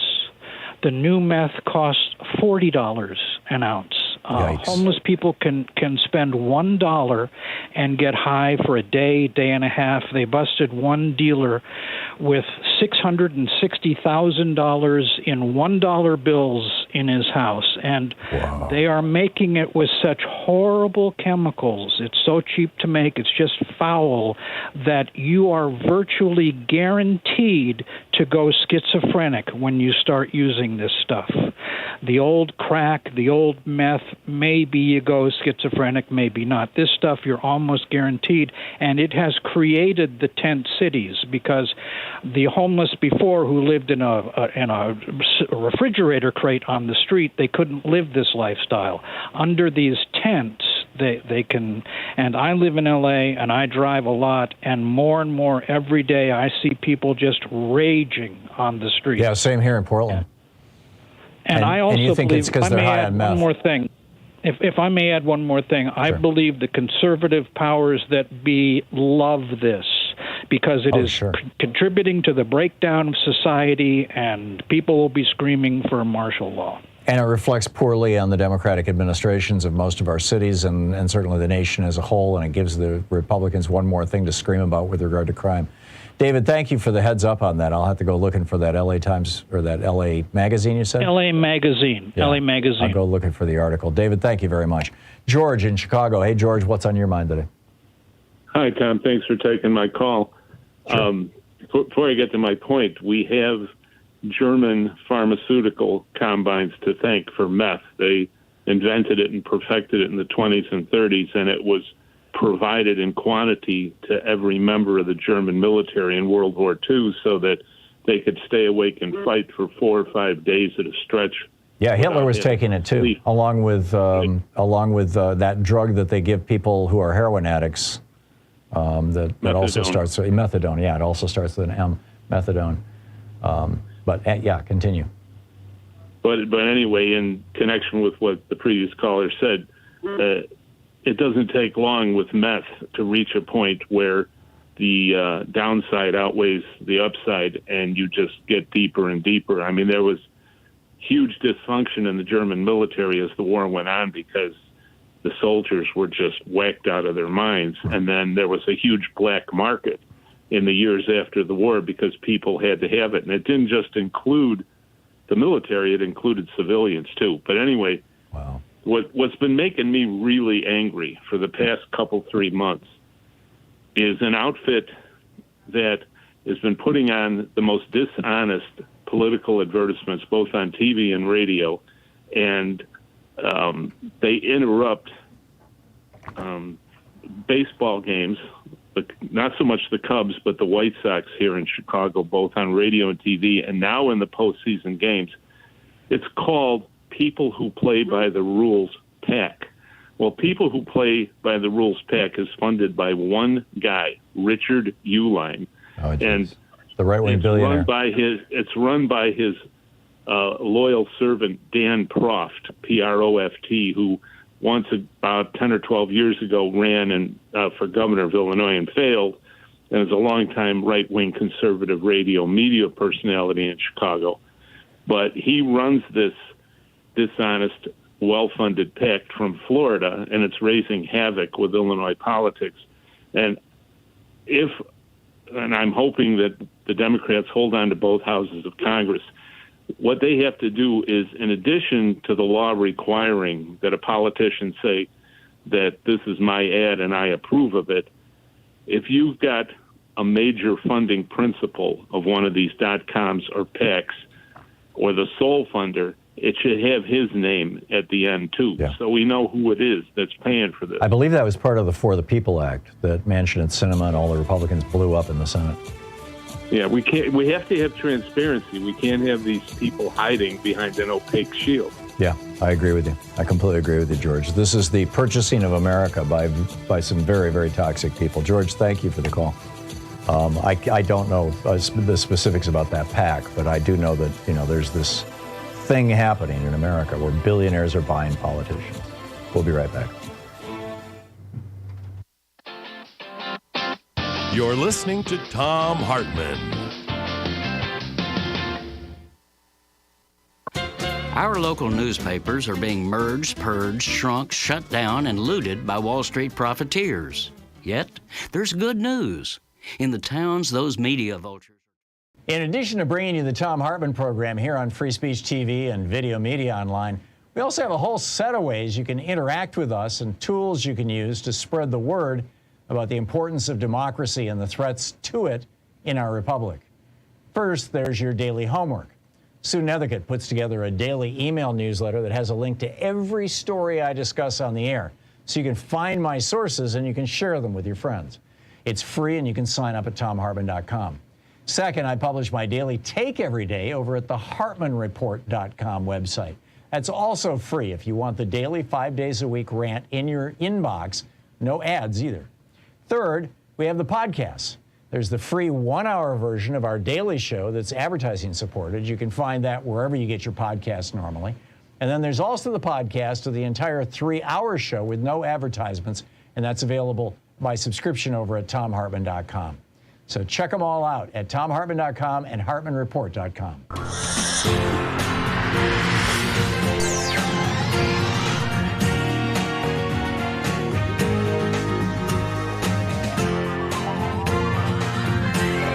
We say fight back!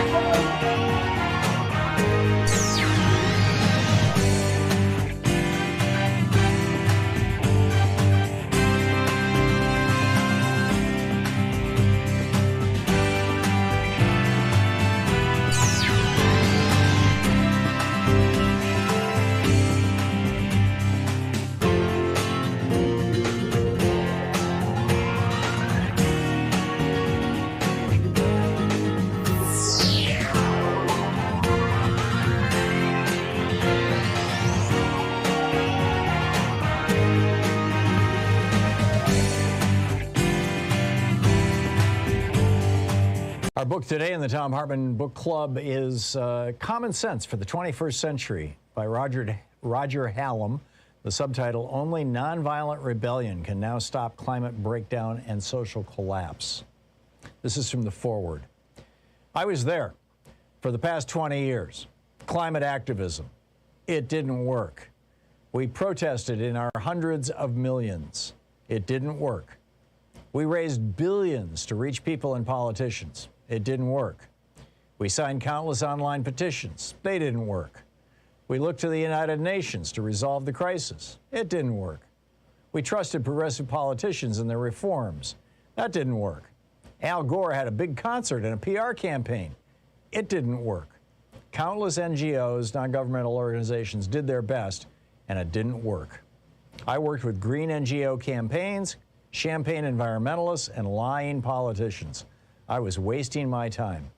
I had a clue back in 2007 that there might be a fundamental flaw with the reformist approach. The problem with the political influence of the industrial billionaires like the Koch brothers and other fossil fuel bosses. It was another warm night in Los Angeles. I was invited to an exclusive event. A Tesla Roadster prototype was going to be shown to press and guests. We took turns riding around the block. I watched in amazement as the Tesla was at the end of the street in the blink of an eye, with barely a sound. I felt like a caveman seeing a television. Incredible. While I was working on a campaign in 2007, I had an idea for how to save the world with a massive music event and a huge fundraising effort led by celebrities to fund the biggest PR campaign to save the environment. It would be a huge global event, just like Live Aid. I sought out a prominent journalist at the Tesla event to tell about my scheme and bask in the glory of his praise. The journalist was Vijay Vithswaram from The Economist, now a life member of this Council on Foreign Relations. After listening carefully to my concept, he smiled and laughed. I was stunned. Laughter? How could I be so wrong? VJ wasn't being cruel or unkind. He thought I was naive. He said, the fossil fuel industry has enough money to outspend any public relations campaign you might try by 100 times. He carried on talking, but I had stopped listening. I had my answer. He was right. Crestfallen, I sheepishly nodded and walked away. Over the next 12 years, I watched as fossil fuel companies used their vast financial capital to buy political parties, trick NGOs into fruitless schemes like the U.S. Cap and Trade Initiative, sow doubt about climate science in the public discourse, and slow policy reform to a snail's pace. Their strategy worked. As climate skepticism continued to spread, climate change mitigation dropped down voters' priorities. With Trump and Putin in power, it was over. I quit climate campaigning. Then I heard about Extinction Rebellion closing 5 bridges in London. Then they closed central London in April 2019. This was something different. I met Roger Hallam, and he explained his ideas for a radical plan to create real change. This included, first, tell the truth. Climate skepticism was pushed by the mainstream media, which spread doubt on climate science like a plague, leaving inaction in its wake. The scale of the crisis is being played down, and we must get the truth out. Second, nonviolent civil disobedience. We need to get arrested, tens of thousands of us, more. No more protests, no more petitions. Instead, nonviolent civil disobedience, lots of it, and on a large scale. Close down cities until the politicians take action, or until the people do. Third, universalism. In other words, the ecological and climate crisis should not be owned by any political ideology, culture, age, or gender. As Roger Hallam says, we all have a stake in the future. We should all be allowed to engage in action. I was convinced. We need a new approach to save ourselves and the planet. We need to spark a worldwide rebellion. We need some common sense for the 21st century. That foreword was written by, quote, anonymous climate activist. So this now is the introduction to the book. It is time to grow up and see the world as it is. There are some things which are undeniably real. There are some things we cannot change, and one of those is the law of physics. Ice melts when the temperature increases. Crops die in a drought. Trees burn in forest fires. Because these things are real, we can also be certain about what the future holds. We are now heading into a period of extreme ecological collapse. Whether or not this leads to the extinction of the human species largely depends on whether revolutionary changes happen within our societies within the next decade. This is not a matter of ideology, but of simple math and physics. The United Nations has estimated that we need to reduce carbon emissions by half within a decade to have a 50% chance of avoiding a global catastrophe. Of course, this is likely to be an underestimate, as recent science shows permafrost melting 90 years earlier than forecasted and Himalayan glaciers melting twice as fast as expected. The book, Common Sense for the 21st Century, by Roger Hallam, the co-founder of the Extinction Rebellion. The subtitle, Only Nonviolent Rebellion Can Now Stop Climate Breakdown and Social Collapse.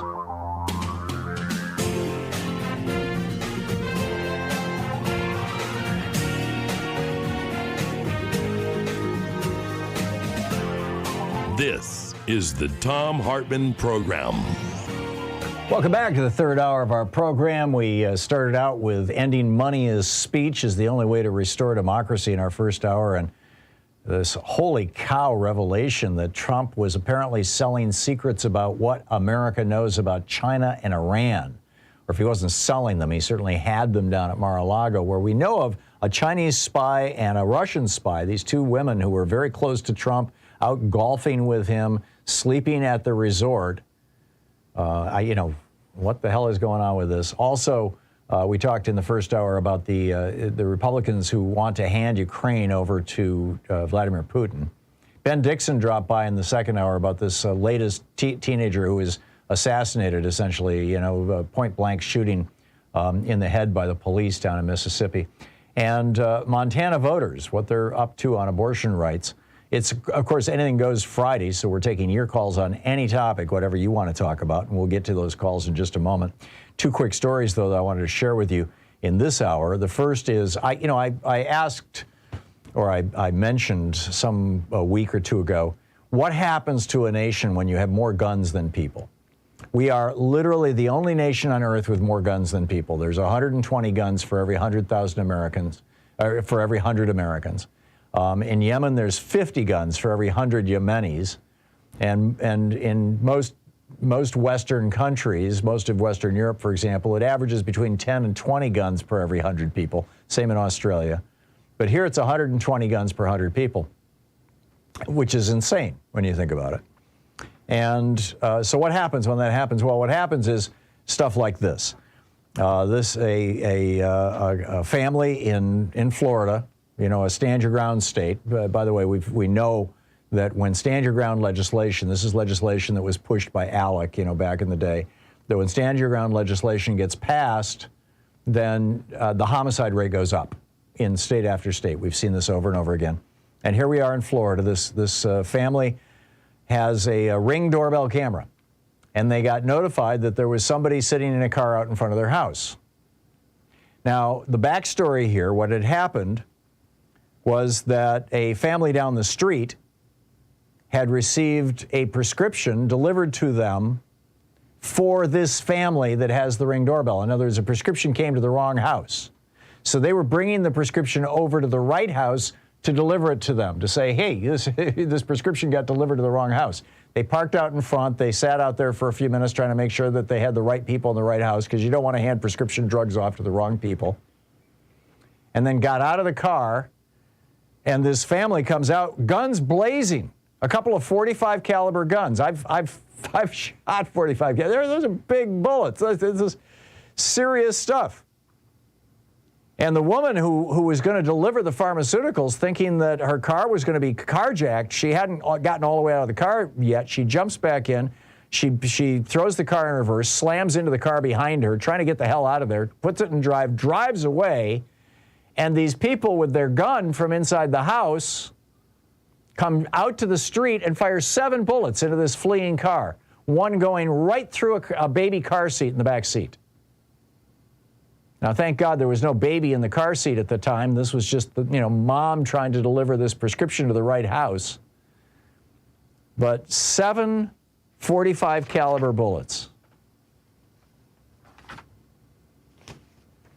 This is nuts.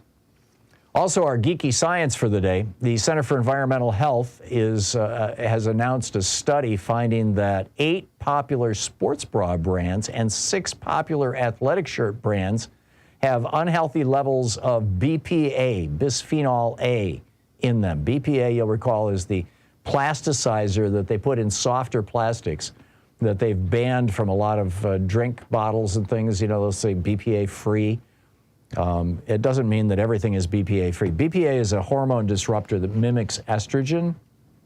It has been linked to diabetes, cancer, heart disease, asthma for young girls, even premature deaths. And it turns out that for some reason it's in these sports bras, presumably because they're made with plastic, particularly if they're flexible, And in a press release from the Center for Environmental Health, their director, Kaya Sugarman, said, quote, sports bras and athletic shirts are worn for hours at a time, and you are meant to sweat in them.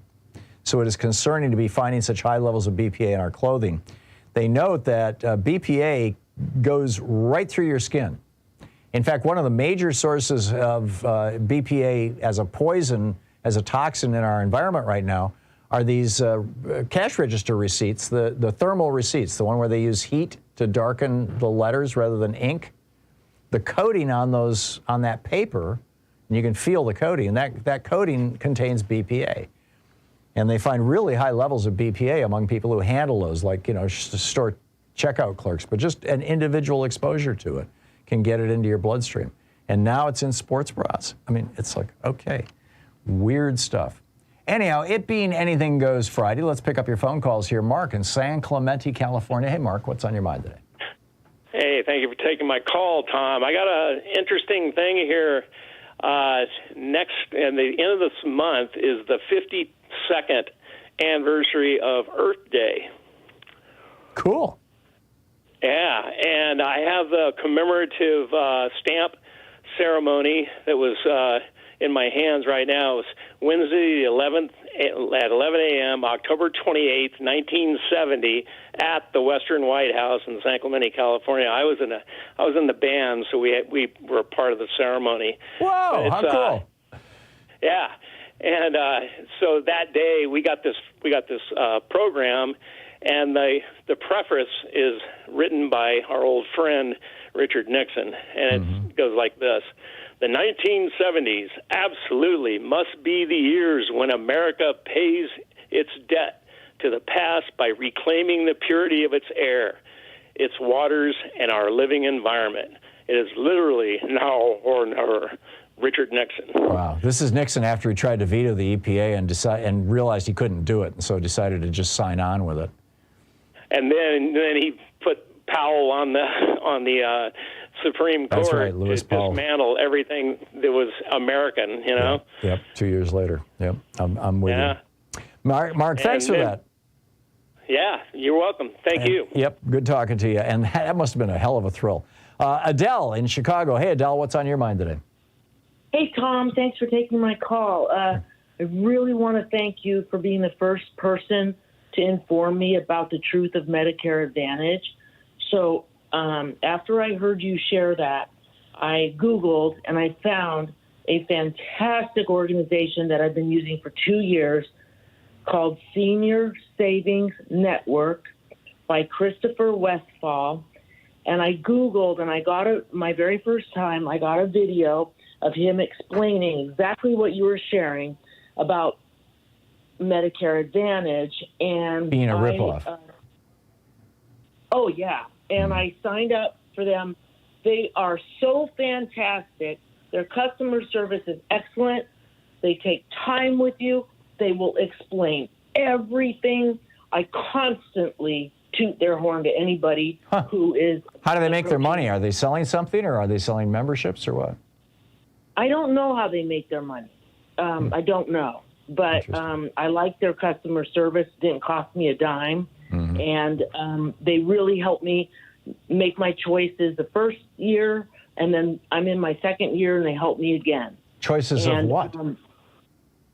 I'm sorry. Choices of Medicare. Like, I couldn't understand A, B, D. I was new to it. I did not understand it. Oh, so they helped you sign up for Medicare, basically, not Medicare Advantage. Oh yeah, not Medicare Advantage. Yeah. Oh no. Yeah, cool. Yeah. Well, I'm glad to hear that you got some good help there, Adele. That's great news. Thank you so much for the call. Doug in Fort Collins, Colorado. Hey, Doug, what's on your mind today? Hey, Tom, how you doing? Good. What's up? I love you and I love all the callers. The reason I called in was to piggyback off of that Medicare Advantage. I have called my senators and my House representative. I've done what I can. And then I thought, well, sitting here watching the ad on TV, and there are several different insurance companies that are sponsoring. So I called one of them and told them I was curious about Medicare Advantage. And they start trying to sell me this product. Of course. And I said, but I don't get to keep regular Medicare, do I? And they're like, oh, yeah, you get to keep Medicare A and B. You're just getting into C. So they lied to you? Further and further. Yeah, they lied to me, basically. That's amazing. Now, maybe just because the guy's not well trained, he was kind of young. No, he's been trained to lie to you. That's not an accident, Mark. Or Doug, excuse me. Doug, that's fine. I say we should see about trying to get a lawsuit against them. Like, well, you'd have to record the conversation, and then the company would simply say, "Well, that guy just broke the rules" or something like that. And but yeah, I mean, I live in Colorado. I'm allowed to record the conversations without telling them. I know that varies from state to state. Yeah. I hear the music. I voted already, and it's been accepted by the county. So, good on you, Doug. Colorado. Good on you. Congratulations. Doug, thanks a lot for the call, and thanks for the information. I'm not at all surprised that when you call a Medicare Advantage line, they lie to you about Medicare and about Medicare Advantage. That makes perfect sense. They lie in their advertising. We'll be right back. This is the Thom Hartmann Program. It's Anything Goes Friday here on the place where despair is not an option. Back with more of your calls in just a second.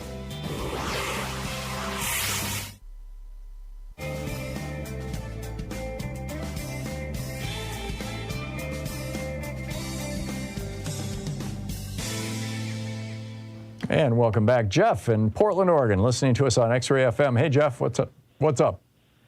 Hey, it's a happy Friday, Tom. You know, it's the first day here in a few days. We've been able to go outside and breathe clean air. You know, as you're well aware, we just suffered through a week of having some of the worst air in the world, thanks to these wildfires. Yeah. And the rain is clean cleaning air, it out, though.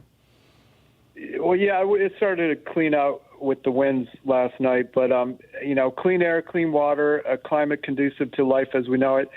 You don't know what you've got till it's gone, as the Joni Mitchell song goes. So, you know, these next two and a half weeks, Tom, they're going to be monumental in determining not just the fate of our democracy, but also the fate of the planet. And I think Democrats have to realize the Republicans always attack where they're weakest. They don't have any plans for the economy and the environment other than more tax cuts for corporations and the rich. As you, Katie Porter, Robert Reich have all pointed out, corporate profits are at an all-time high, a 70-year high since 1950. They've never been higher. And corporations are on pace to spend $1 trillion on stock buybacks this year. And on top of all that, the ratio CEO pay compared to the average worker is off the charts. So, you know, as the old union song goes, Tom, which side are you on? And it's billionaire and corporate power versus families and worker power. And in my opinion, that's got to be the closing argument for the president and the Democratic candidates to make these next 2 weeks. You know, we're on the side of workers and the people. Republicans are nothing but a front group for oligarchs and unfettered corporate power. And, you know, if there ever was a time for us to get out there and get active, as you like to say, now is the time to do it. We have to, you know, do everything we can to push our candidates over the finish line. And whether it's Tina Kotek here in Oregon, Jamie McLeod-Skinner, Andrea Salinas, Marie Glusenkamp-Perez, all in our area, or way across the country, Val Demings and Charlie Crist in Florida, and everywhere in between. What do you think, Tom? I agree. I don't think that we have an option, Jeff. This is it. This is the last bell for democracy. Jeff, thank you. Excellent summary. Rich in Indianapolis. Hey, Rich, what's on your mind today? Hey, Tom. Thanks so much. When I don't know that everybody gets to hear the Hightower report as your Phil, but as no, just the only people who hear that are the ones who are listening on our nonprofit stations, which is maybe a third of our audience. Okay.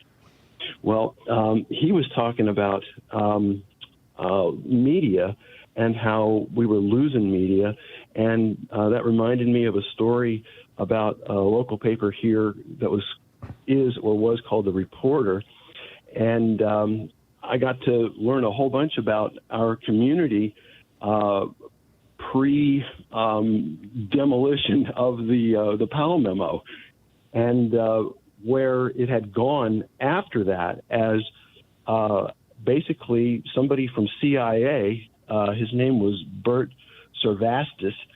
He was retired, and he got into the power supply of the governance here and cooked up something to basically wipe out the physical presence of the black community in the city. Whoa. How? Yeah. It was called Indiana Avenue, and because we lost our manufacturing jobs, all of those businesses were put at risk because the people didn't have the money to live life again. Right. And all of those businesses became precarious, and he just started wiping them out. Amazing. Yeah. Rich, thanks for the heads up on that. That's another grim story.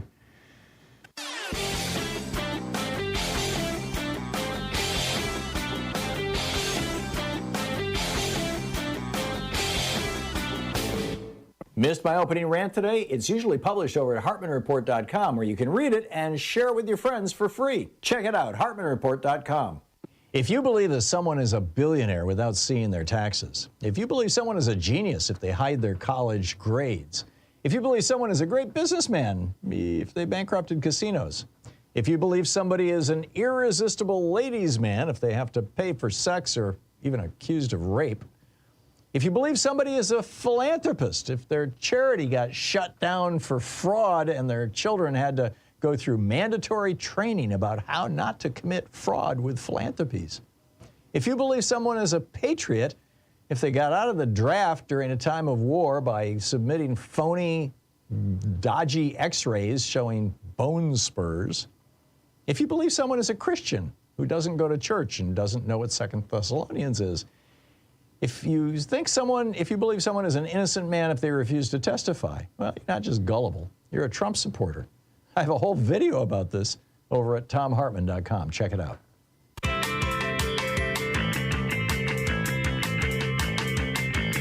Welcome back. 22 minutes past the hour, picking up your calls. Jack in Hampton Roads, Virginia. Hey, Jack, what's on your mind? Hey, Tom, can you hear me okay? The road noise is a little bad today. Yeah, I got it. But yes, I can hear you, Jack. What's on your mind? I just wanted to call. It's been about 5 years since I called into your show, but I used to be a labor leader for a rather large federal union here in the area with the Department of Defense. And right around 2017, are you familiar with the executive orders the Trump administration cut? There were 3 of them that were a direct attack on federal labor and the workforce. Yeah, these were his efforts to get people back to work, were they not, during the pandemic? Oh, no. These were actually written in 2016 and implemented in 17. Oh, okay. No, tell me about them, Jack. I don't know what you're talking about. Oh, they were on his wish list as soon as he got in there. It was 3 executive orders that attacked the use of official time, which unions are allowed to utilize to conduct authorized union business, and the government's on the hook to pay for it. The laws state that federal agencies have to provide a space, particularly DOD, they have to provide a space on base for unions for the civilian employees. And then there was a 3rd one that cut down the time that it took to dismiss somebody from federal service. There was a 90-day period with mandatory training required, and they took it down to 30. So they would be able to streamline the firing of people, attack the unions that could keep people from being dismissed. It was under the radar in a lot of different ways because it was so labor specific. None of the big networks picked up on it.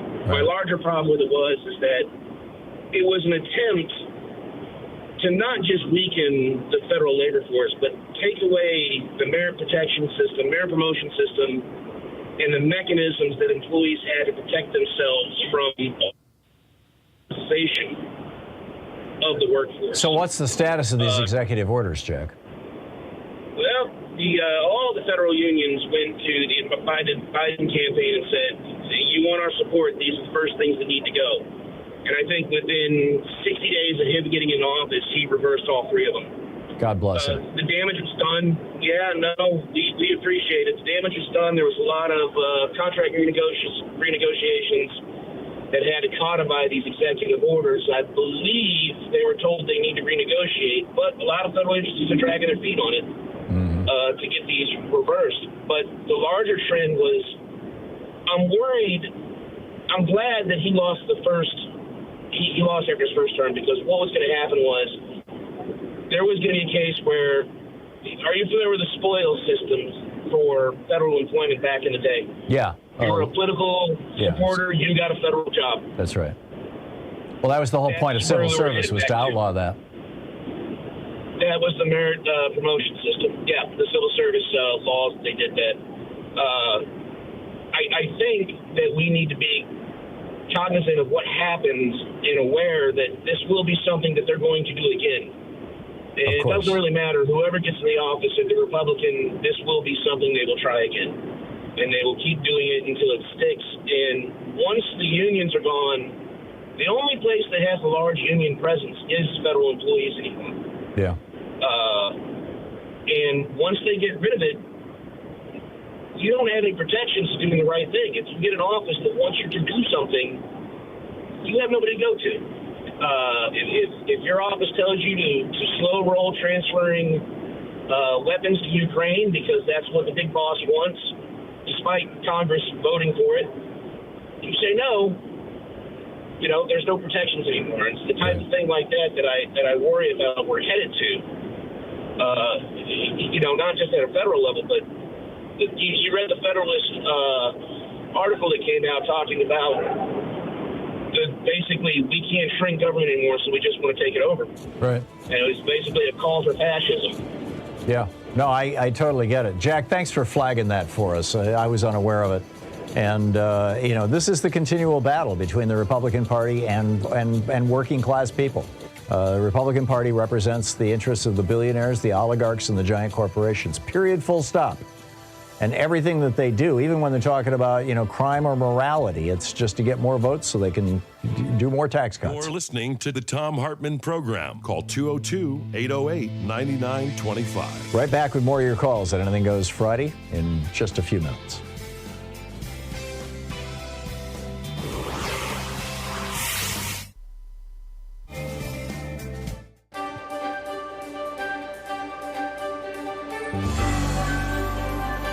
Our book today in the Thom Hartmann Book Club is Ezra Klein's new book, Why We're Polarized. This is from the introduction, and it's a couple pages into it. I'm starting out here. I have found that American politics is best understood by braiding two forms of knowledge that are often left separate: the direct on-the-ground insights shared by politicians, activists, government officials, and other subjects of my reporting, and the more systemic analyses conducted by political scientists, sociologists, historians, and others with the time, methods, and expertise to study American politics at scale. On their own, political actors often ignore the incentives shaping their decisions, and academic researchers miss the human motivations that drive political decision-making. Together, however, they shine bright light on how and why American politics works the way it does. There's much awry in American politics, and I won't in this book attempt to catalog all of it. But I've come to believe the master story, the one that drives almost all divides and most fundamentally shapes the behavior of participants, is the logic of polarization. That logic, put simply, is this: to appeal to a more polarized public, political institutions and political actors behave in more polarized ways. As political institutions and actors become more polarized, they further polarize the public. This sets off a feedback cycle. To appeal to a yet more polarized public, institutions must polarize further. When faced with yet more polarized institutions, the public polarizes further, and so on. Understanding that we exist in relationship with our political institutions, that they are changed by us and we are changed by them, is the key to this story. We don't just use politics for our own ends. Politics uses us for its own ends. There are many different types of polarization possible, and I'll discuss some of them later in the book, but the locus of polarization I'll discuss is on political identity. And that requires saying a few words about a term that should be very useful in American politics, but that has become almost useless: identity politics. A core argument of this book is that everyone engaged in American politics is engaged in identity politics.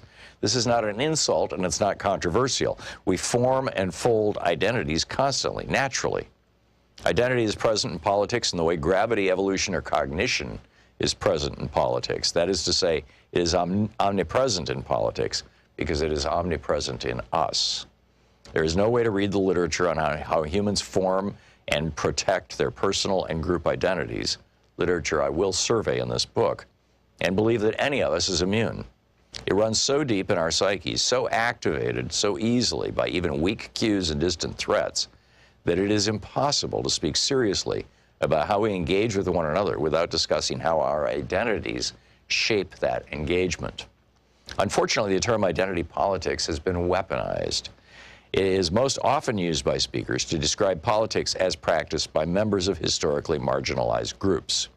If you're black and you're worried about police brutality, that's identity politics. If you're a woman and you're worried about the male-female pay gap, that's identity politics. But if you're a rural gun owner decrying universal background checks as tyranny, or a billionaire CEO complaining that high tax rates demonize success, or a Christian insisting on nativity scenes in public squares, well, that's just good old-fashioned politics. With a quick sleight of hand, identity becomes something that only marginalized groups have. The term identity politics in this usage obscures rather than illuminates. It's used to diminish and discredit the concerns of weaker groups by making them look self-interested. Special pleading in order to clear the agenda for the concerns of stronger groups, which are framed as more rational, proper topics for normal political debate. But in wielding identity as a blade, we have lost it as a lens, blinding ourselves in a bid for political advantage. We're left searching in vain for what we refuse to allow ourselves to see. All politics is influenced by identity. Those identities are most powerful when they are so pervasive as to be either invisible or uncontroversial. American is an identity. So too is Christian. When politicians, including the irreligious, end speeches with "God bless America," it's not because they're making an appeal to a higher power, but because they're making an appeal to our bedrock identities. If you don't believe me, ask yourself why there are so few open atheists or even agnostics in national politics. This does not mean that politics is an equation solved by locating identity. Identity shapes our worldview, but it does not mechanistically decide it. And while we often speak of identity as a singular, it is always a dizzying plural. We have countless identities, some of them in active conflict with each other, others lying dormant until activated by threat or fortune. Much that happens in political campaigns is best understood as a struggle over which identities voters will inhabit come election day. Will they feel like workers exploited by their bosses, or heartlanders dismissed by coastal elites? Will they vote as patriotic traditionalists offended by NFL players who kneel during the national anthem, or as parents worried about the climate their children will inhabit? What we are often fighting over in American politics is group identity and status, fights that express themselves in debates over policy and power, but cannot be truly reconciled by either. Health policy is positive sum, but identity conflict is zero sum. The book Why We're Polarized by Ezra Klein.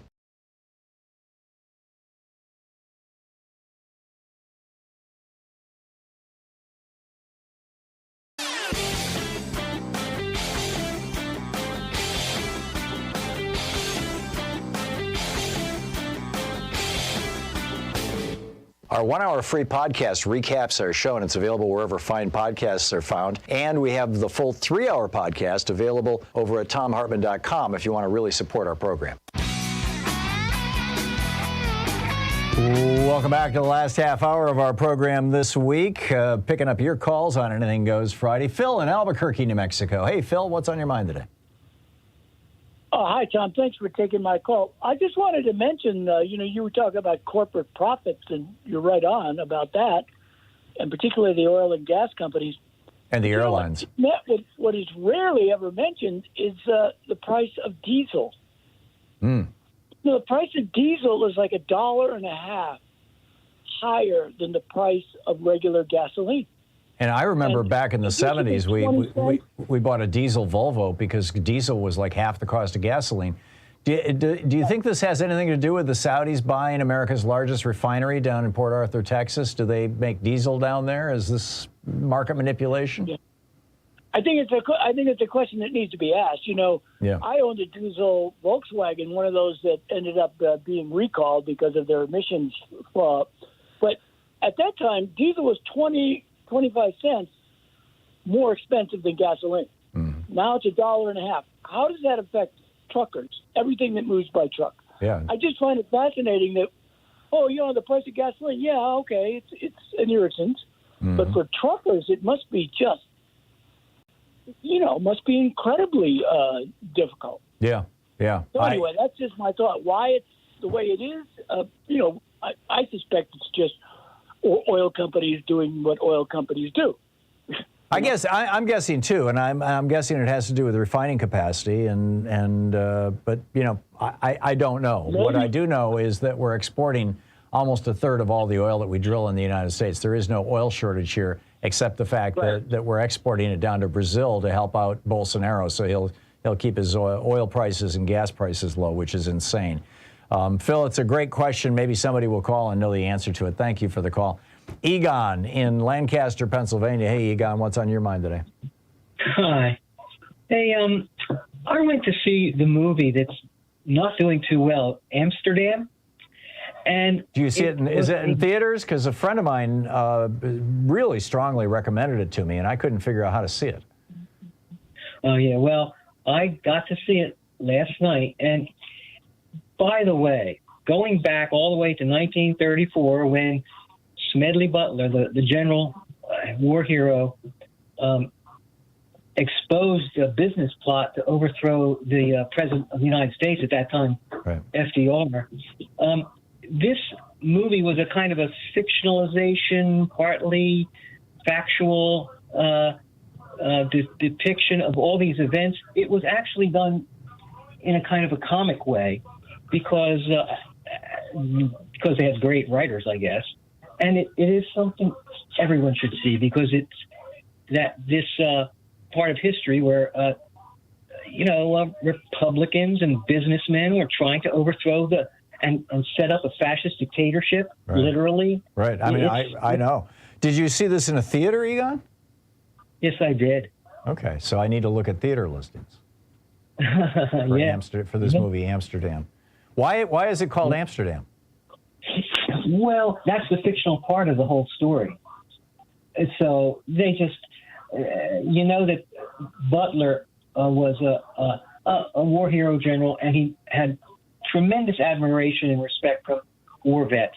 He really stuck up for them. Right. And so the business financial capitalists, industrialists, they thought that they could use Butler to rally the troops, the ex-soldiers, into this army that would overthrow the government and take over. Right. And they had actually fascistic, not fascistic leanings. They were down on it. Oh yeah, they were open fascists. I get that, but where did the Amsterdam come from? Well, that's, like I say, it's the fictional part of the story where they get a few soldiers who, after the war, they didn't want to go back to America just yet, so they kind of wound up in living in Amsterdam. Okay, so there's point of view characters from there, so I get it. Okay, I'm going to go looking for it, Egon. I'm hearing this from all sources that I've got to go see this movie. So thank you very much for calling and telling me about it. Penny in New Harmony, Utah. Hey, Penny, what's on your mind today? I don't know how I ended up in Utah, but anyway. New Harmony sounds like a classic name for, one of those early Mormon towns. It absolutely is. I'm not sure how I got here, but anyway, I was calling about Herschel Walker. Mm-hmm. And I made my living as a physical therapist, and I know what damage TBIs do, traumatic brain injuries do to people. But I want to know if he has ever claimed to have given back child support to any of the 4 children that he claims. And there must be many more, but I don't know if he's ever claimed to pay that back child support. Yeah, I don't know, Penny. I do agree with you though. I think that he's suffering from CTE, chronic traumatic encephalopathy. His head got, hit a number of times when he was playing football, and probably, in high school and college, frankly, and when he was much younger, and the equipment back then just didn't protect you the way equipment does today. And I think it's just a tragedy. I think it's so sad that the Republicans are exploiting this guy. Penny. Well, he owes these women a lot of money. Yeah, there's no doubt about that. Penny, thank you for the call. Roger in Seattle. Hey, Roger, what's on your mind today? Hey, good morning, Tom.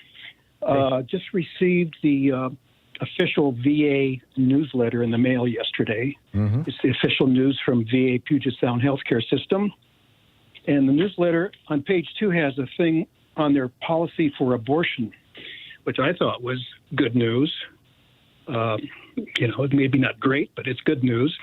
And I'll read it quickly. VA is acting to help ensure that irrespective of what laws or policies states may impose, eligible veterans and CHAMPVA beneficiaries will be able to obtain abortions when, 1, the life or the health of the pregnant veteran or VA beneficiary would be endangered if the pregnancy were carried to term, or 2, the pregnancy is the result of an act of rape or incest. And this includes CHAMPVA beneficiaries. That'd be the spouses and family members of the vet. This was a patient safety decision. VA has determined that providing access to abortion services is necessary to protect the lives and health of veterans. Access to abortion is particularly critical for protecting the health and life of pregnant veterans because veterans are at greater risk than non-veterans of experiencing pregnancy-related complications. And they deserve to have access to world-class, life-saving reproductive care. Interesting. And give some websites. I just thought that was really good news, and I think that our Cabinet Secretary, Dennis McDonough, of Veteran Affairs and our VA director, Thomas Bunt, should, well, kudos to them. Yeah, I'm with you. Roger, thank you. Thank you for sharing that. That's fascinating. It's good news. Thank you.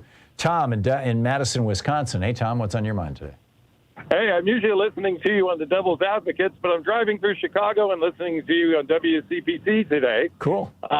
Just some news from Wisconsin. There's two really, really close races for governor and for senator, and I encourage everybody to watch the debates just to see just how extreme the Republican candidates are. And Tim Michels, it becomes very apparent that he literally wants to take us back, or at least women back, to 1849 and that abortion law. And also when he was discussing the idea of revenue sharing and how to support police departments and infrastructure and whatnot, Tony Evers was talking percentage points, and Tim Michels didn't seem to even understand what revenue sharing was. He was following in the footsteps of Trump and other fascists, using the same old thing where, just trust me, I know what I'm doing. I ran a business. Well, for those among us who don't know what revenue sharing is, or at least in the context of Wisconsin law and policy, can you tell us? Yeah, it's basically, the money that you give to the feds and you give to the state, and then it gets, turned back. Oh, okay. And so this is the blue states chip in and red states take out. That's the way I understand it. And so they were talking about, defunding the police and whatnot. And Tony Evers was saying, well, the first thing you do is to, get more money back into the hands of municipalities and, districts. And he was saying, my last term, I suggested we go 2 to 4%, back on revenue sharing. Holt was just glossing it over, not even saying what it was. He basically said, trust me, I know what I'm doing. Yeah. And I think the most ironic point of the entire debate was Tim Michels, who was basically a billionaire from another state, was complaining about billionaires from other states affecting elections. It was he was talking about Zuckerbucks and stuff like that. Right, and pot meat kennel. Highly suggest people watch those debates. It's really revealing. It sounds like it. Tom, thank you very much for the call, and drive carefully there. It's 44 minutes past the hour, coming up on 45 minutes past the hour. Here on the Thom Hartmann Program, the place speaking the truth the multinational corporations would really rather you didn't know all about. We'll be right back with more of your calls on Anything Goes Friday.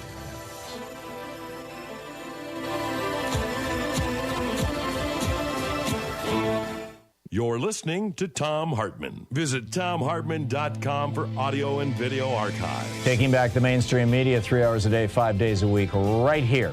We'll be right back.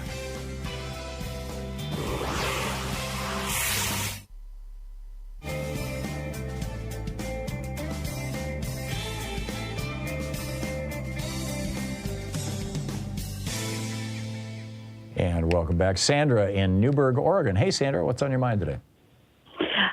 I think I have gotten myself off Medicare Advantage. Oh. I responded to a flyer from USAA. Unfortunately, I'm fortunate to have them for insurance. And the lady asked me on the phone, what kind of policies do you want to discuss? And one of the options was Medicare Advantage. And I said, no, I'm here to see if I can get off. So that was it. She didn't bring it up anymore. She held my hand through the background information, and then she asked me 2 sets of questions. The first ones had to do with my ability to pay. This will cost me more than the Medicare Advantage. And the second one was a few broad health questions, like, have I been told I have a cancer, or that I need a major surgery, or leukemia? Several things like that obviously would be expensive. In other words, are you expensive enough that we don't want to give you a Medicare Medigap policy?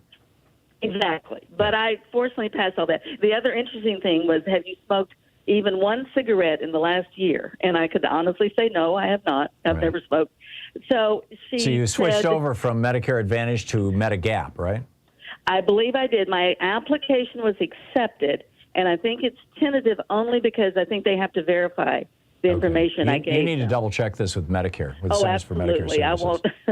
I won't drop my Medicare Advantage, so I know that I've got the bird in the hand. Yeah, but they were very nice, and I think I got that plus a drug policy, and I think I did it. And so if anybody else out there has USAA, they might give them a call and just say, this is all I want to talk about. And the lady was quite nice. So I hope it works for everybody. Good to know. Good to know. Thank you, Sandra. Thanks for the story, for the good news.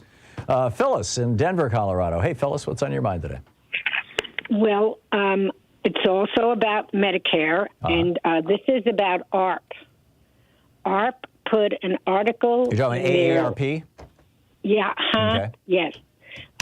It's on page 26, about 6 ways Medicare will cost you. They basically hardly mention the gap insurance at all. Right. I think it's mentioned once or twice. They compared original Medicare to Medicare Advantage. Right. And they did 6 things on it. AARP is just an insurance sales company that has, dangling around the edges some discounts for seniors. Also, but they're supposed to be giving you advice, too, on different things. Well, they're this is under your money. Yeah, they like... Yeah. I mean, basically, they make all their money selling United Healthcare insurance policies. That's how they make their money. So, of course, they'll make a hell of a lot more money off Medicare Advantage than they do off Medigap policies. I have one of those supplemental plans, but they sell themselves as, helping seniors. Right. And I called up to complain about this article and spoke to somebody higher up and somebody else. And I said, well, where's the comments column so that I could write a comment about this? And, it's not in the bulletin that they send out. You can go online, and I tried that, and there wasn't any of those topics. That I put something down, but it was not friendly. Let's put it that way. I get it. Phyllis, I'm sorry to hear that, but, I've never joined AARP. I actually, back in my late 50s, I joined for 1 year, and then I figured out this is just an organization that's trying to sell me insurance. It's, with a whole bunch of bells and whistles. That's not how they portray themselves. I know. Phyllis, I got to run, but thank you for the call.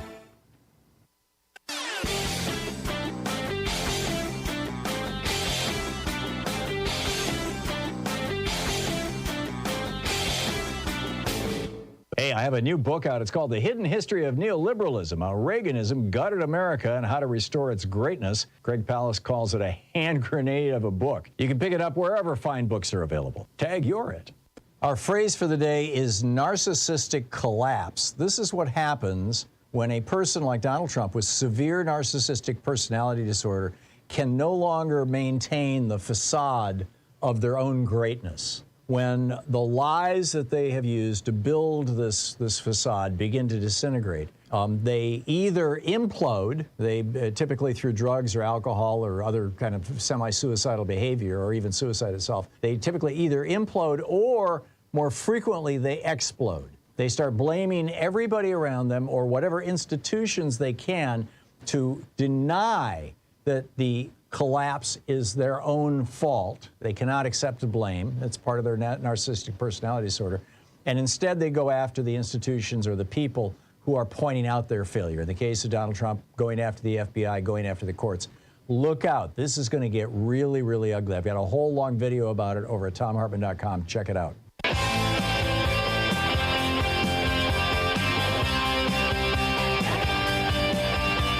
And welcome back. Picking up your phone calls, Rich in Cedro Woolley, Washington. Hey, Rich, what's up? Rich? No Rich. Okay, let's try Al in Scranton, Pennsylvania. Hey, Al, what's on your mind today? Hi, Tom. How are you? Thanks for taking my call. Sure. Yesterday, you'd mentioned another release by President Biden of oil from the strategic reserves. Right, 14 million gallons. Pardon me? 14 million barrels. Yeah. Yes. So my question is, how do we procure that? How's the government procure that oil? The theory is when oil is cheap, the government buys it up and stashes it underground in these, oil caves. And when... Go ahead. Yeah. So in any event, when we procure it, I assume it's bought with taxpayer dollars. Yes, of course. So when it's released, it gets released, obviously, to the oil companies to sell to the public. That's correct? right. That's right. We sell it. We're paying for it twice. Well, no. When we buy it, particularly if we buy it for less than we sell it for, we actually make a profit on it when we sell it. Oh, okay. Well, that's acceptable. Yeah. That was my stupid little theory. I just thought I'd... no, that's how it works. I was curious about it. Yeah, that's how it works, Al. Thanks a lot for the call. Lena in Redmond, Washington. Hey, Alina, what's up? Hi, Tom. So last weekend I ran away from the smoke, went to British Columbia, and I was listening to the local radio, CBC radio, and they had their news on, and two pieces of news just really made me happy, and that's it talks about good government. So the first news is that they have it's called BC Oil and Gas Commission. Because of the drought they're experiencing over there, they suspended 20 water permits for 12 energy companies that draw water from rivers, streams, and lakes in different rivers for fracking. Oh, interesting. So, I don't know enough about California, but I haven't heard anything like that, and they've had drought for a long time. Right.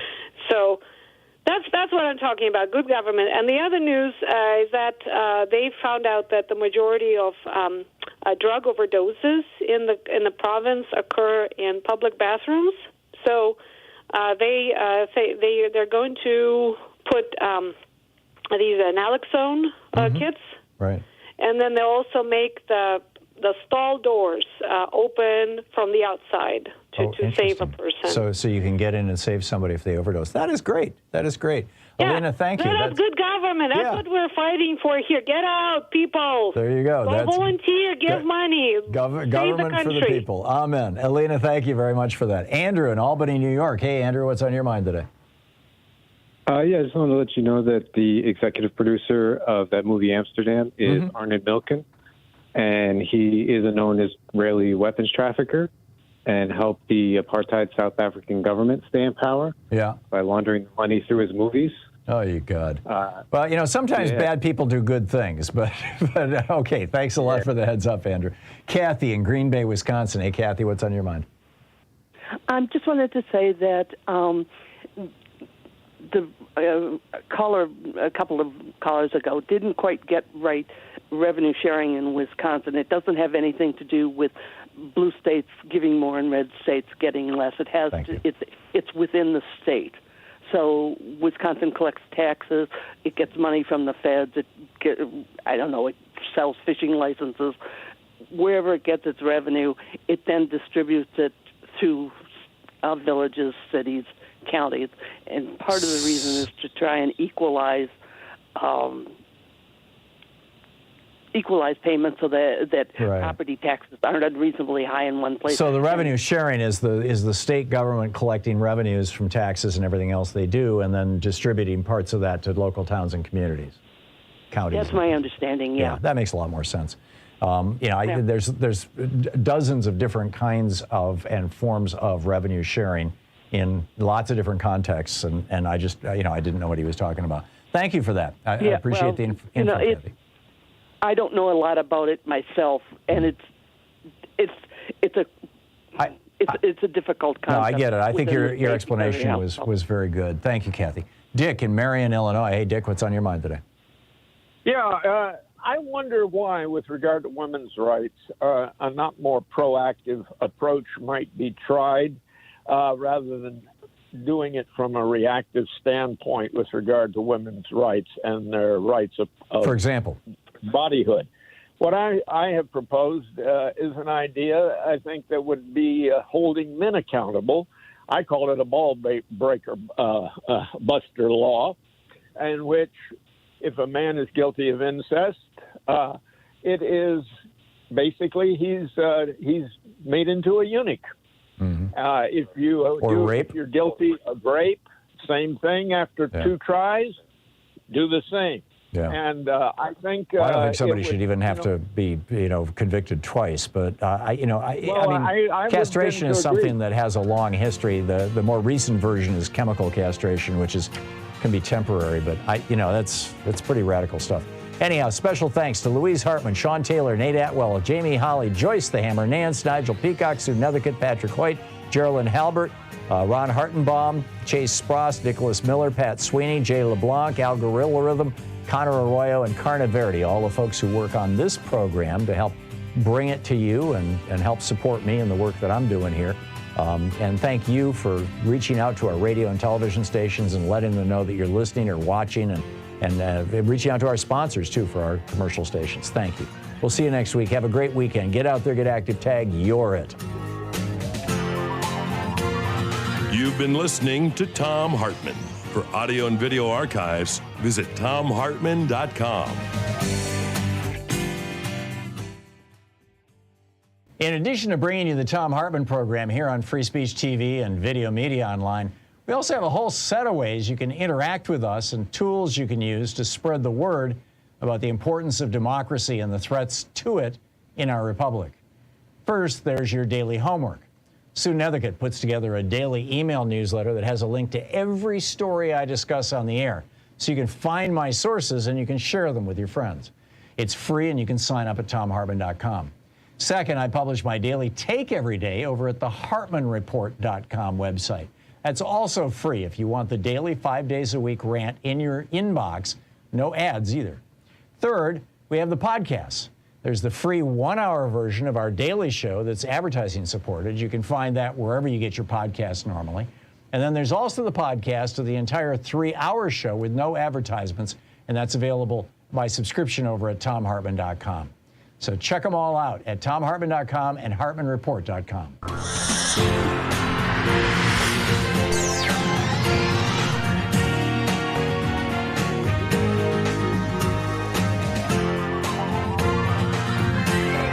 We say fight back!